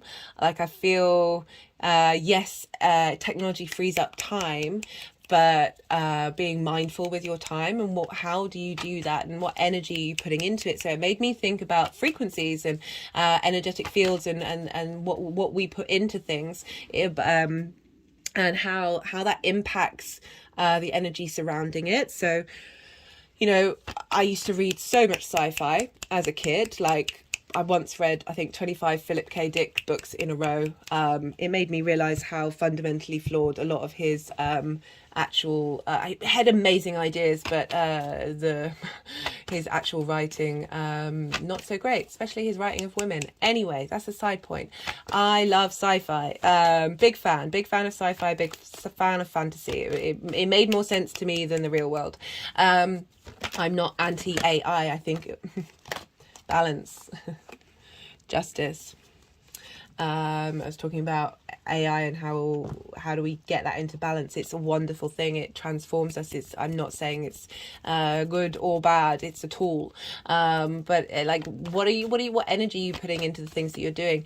Can AI channel? Can AI tap into the universe when an AI is doing something? What energy is it putting into it? And how does that ripple out? Like, these are things that I'm questioning. I personally feel like I've got a lot of messages from the universe, from an Instagram feed, from YouTube popping things up on an algorithm, through somebody sending me something through the form of a phone, of a technology. Like, the universe is everything, you see. So like, I am still mulling over and working on this. Like, it is everything. So everything that we create, even if it seemed unnatural, it is still natural. It is still part of the universe. It's about process though, right? So how far are we getting away from the source? So linking back to food, the more processed food that we eat, the more that damages our body. It's that constant, it's that breaking down away from the source that diminishes what it gives to us. So how does that relate to the traveling of the divinity of our own selves, of our expression of ourselves? Like, can AI channel? And how does our constant interaction with something that is moved away from the source help our health as a society and help us understand that? Especially because Page of Pentacles. A new way of looking at the world, a new opportunity to be able to connect to our passions. There's a freshness with the page. There's a youthfulness to it. It's kind of like I feel like it's more connected to the source. Let me just think on and see what comes through with that. So I was talking about something being processed the more further away. It's like Chinese. Well, that's such a, shouldn't use that phrase. I know it's different in every country. It's that sort of that whispers game of where one message then goes through another one and goes through another one, another one. It's something completely different the other side. Like, it just makes me think of this separation of what impact does that have on the energy that we're all putting out into the world. Yes, it may free up space for us to be able to be more in contemplation, be in more space to be able to connect to our own natural form. But whether we become reliant on it and then not in that thinking space. Interesting.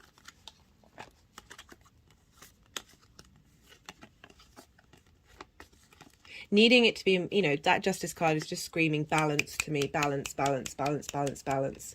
I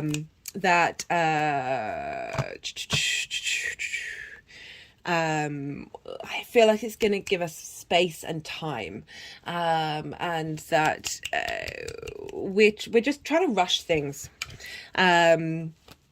With AI, we're trying to rush a lot of things with like the neural network and all of that. Like, I've thought this for ages. We're trying to right. The human race is so impatient, right? We're constantly preempting things. You know, the universe has constantly been teaching me patience. I'm very impatient. I'm super, super impatient.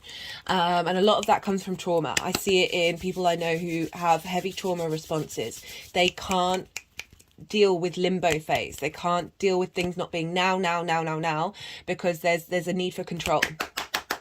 Right? So as a collective, we're very traumatized, that we're impatient, we're trying to rush, we're like go.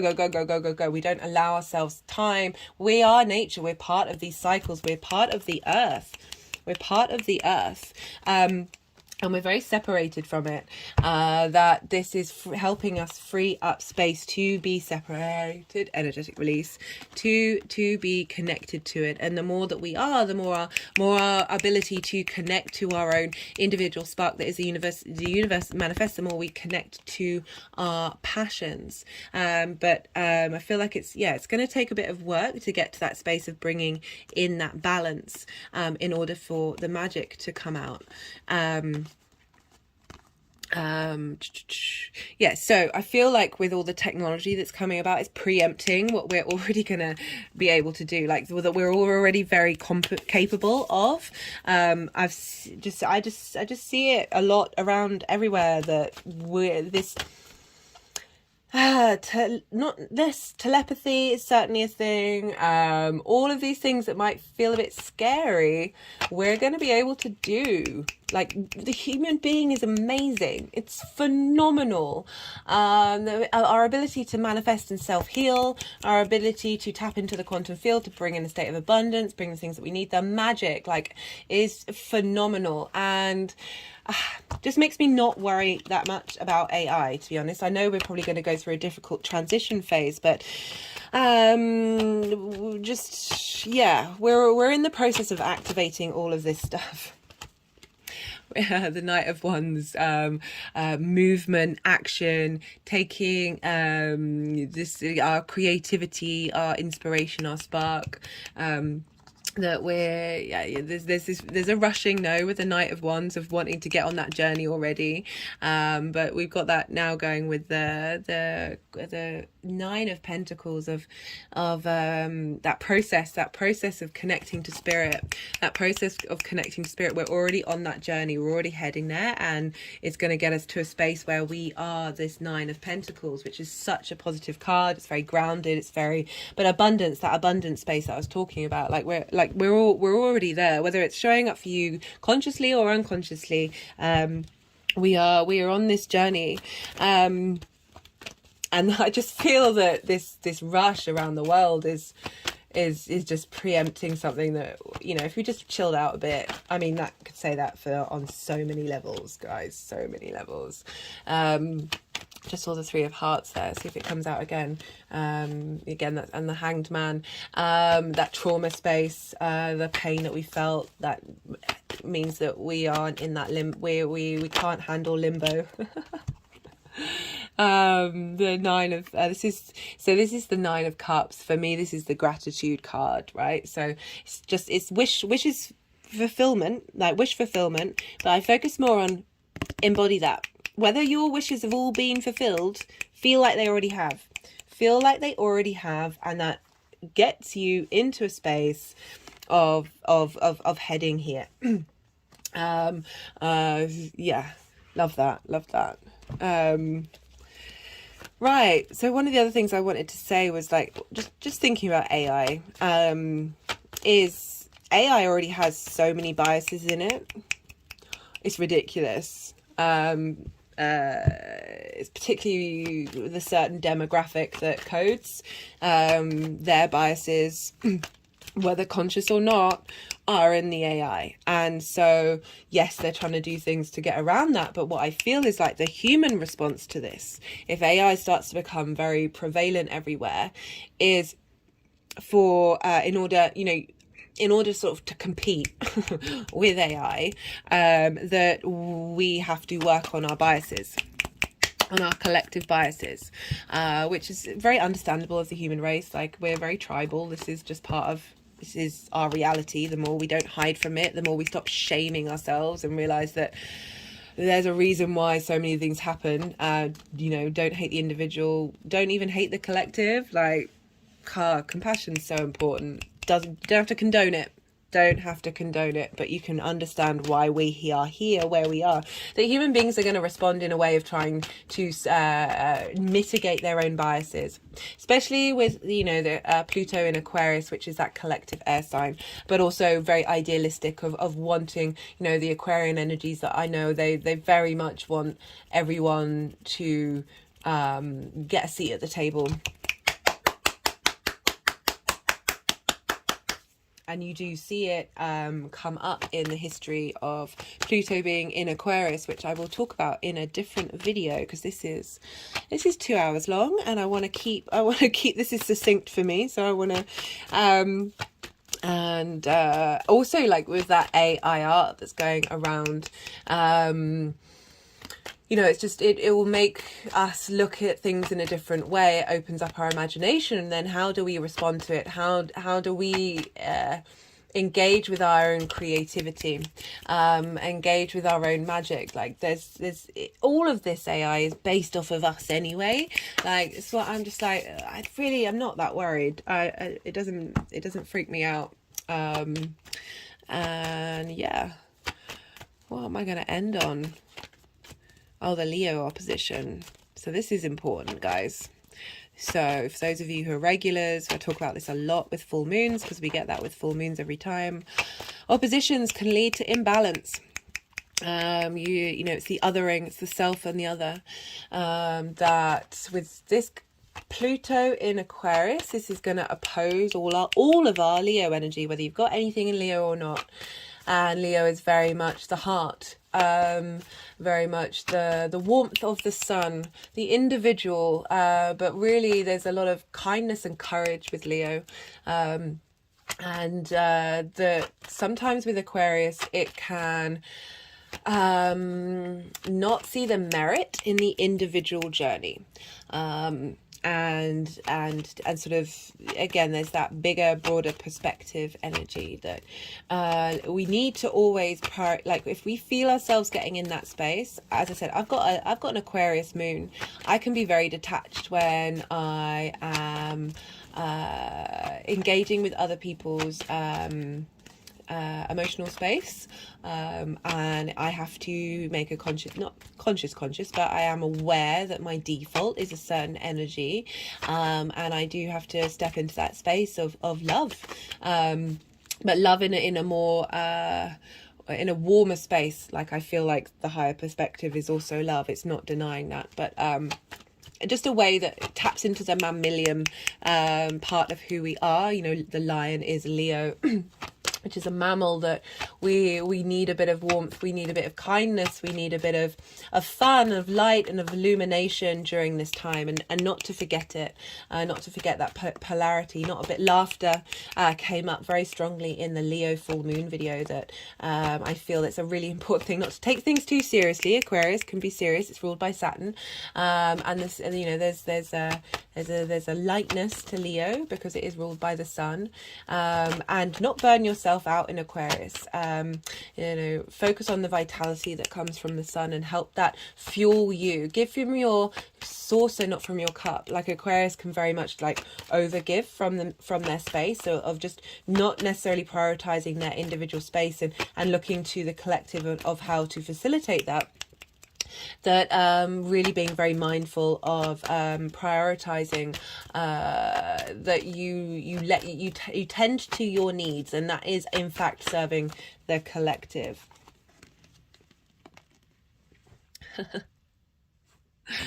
I was just about to wrap up, so it's really very fitting that we've got the Six of Pentacles and the Death card.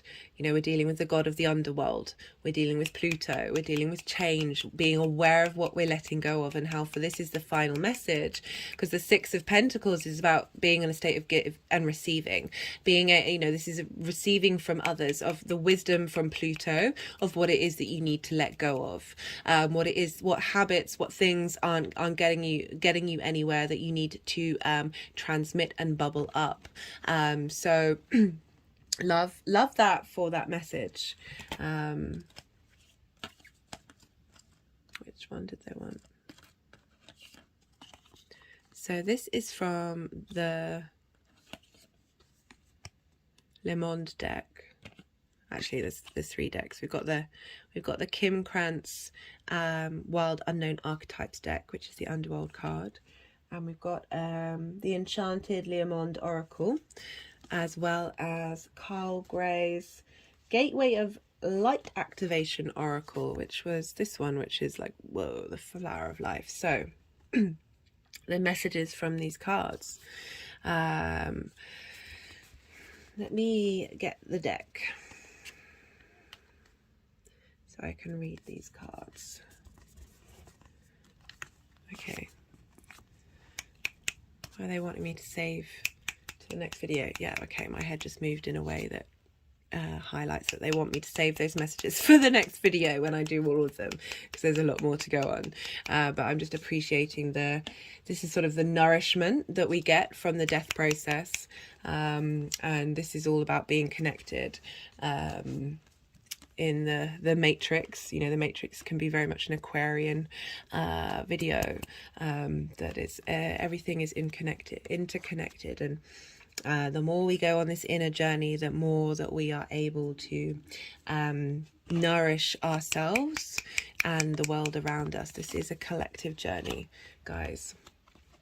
So we've got the underworld. I was wondering if death was going to come out. Pluto being very loud and clear in its expression, as well as with the shaman. I'm gonna leave it there and come back to you. So when I come and do the all 12 signs videos, go check out the introductions, because I will be talking more about these beautiful messages of transformation and support that are coming through, as well as magic. So guys, I really appreciate you spending time with me. I really do. I love it. If you resonated with this video, there are things that you can do to pay it forward to the outside world, to help the algorithm push this energy out. You can like the video. You can leave a comment. It can just be an emoji. You don't even have to write anything personally. You can subscribe if you are new to the channel. Hey, new viewers. If you're a regular, you can share this video with others, or rather than going from the video from the notification, you can go and search the channel's name and activate the video that way. That also helps push the algorithm, as well as watching more than one video at once. Don't do these things for me. I'm not asking you to do these things, but if you do resonate and you do want to pay it forward and that comes from you, I would love that energy transfer to happen. On a personal level, I would love to hear from you. I like chatting. I like knowing how the astro weather's turning up. I like knowing if anything resonates and how it feels for you. We're nearly, not quite a month with Pluto being in Aquarius, but it's certainly going to be affecting us all in very, very different ways. Yeah, really appreciate the time. Really appreciate the time. Really appreciate the time. Saturn, ruler of time. Yeah, be well out there until we meet again, guys. Thank you for everything.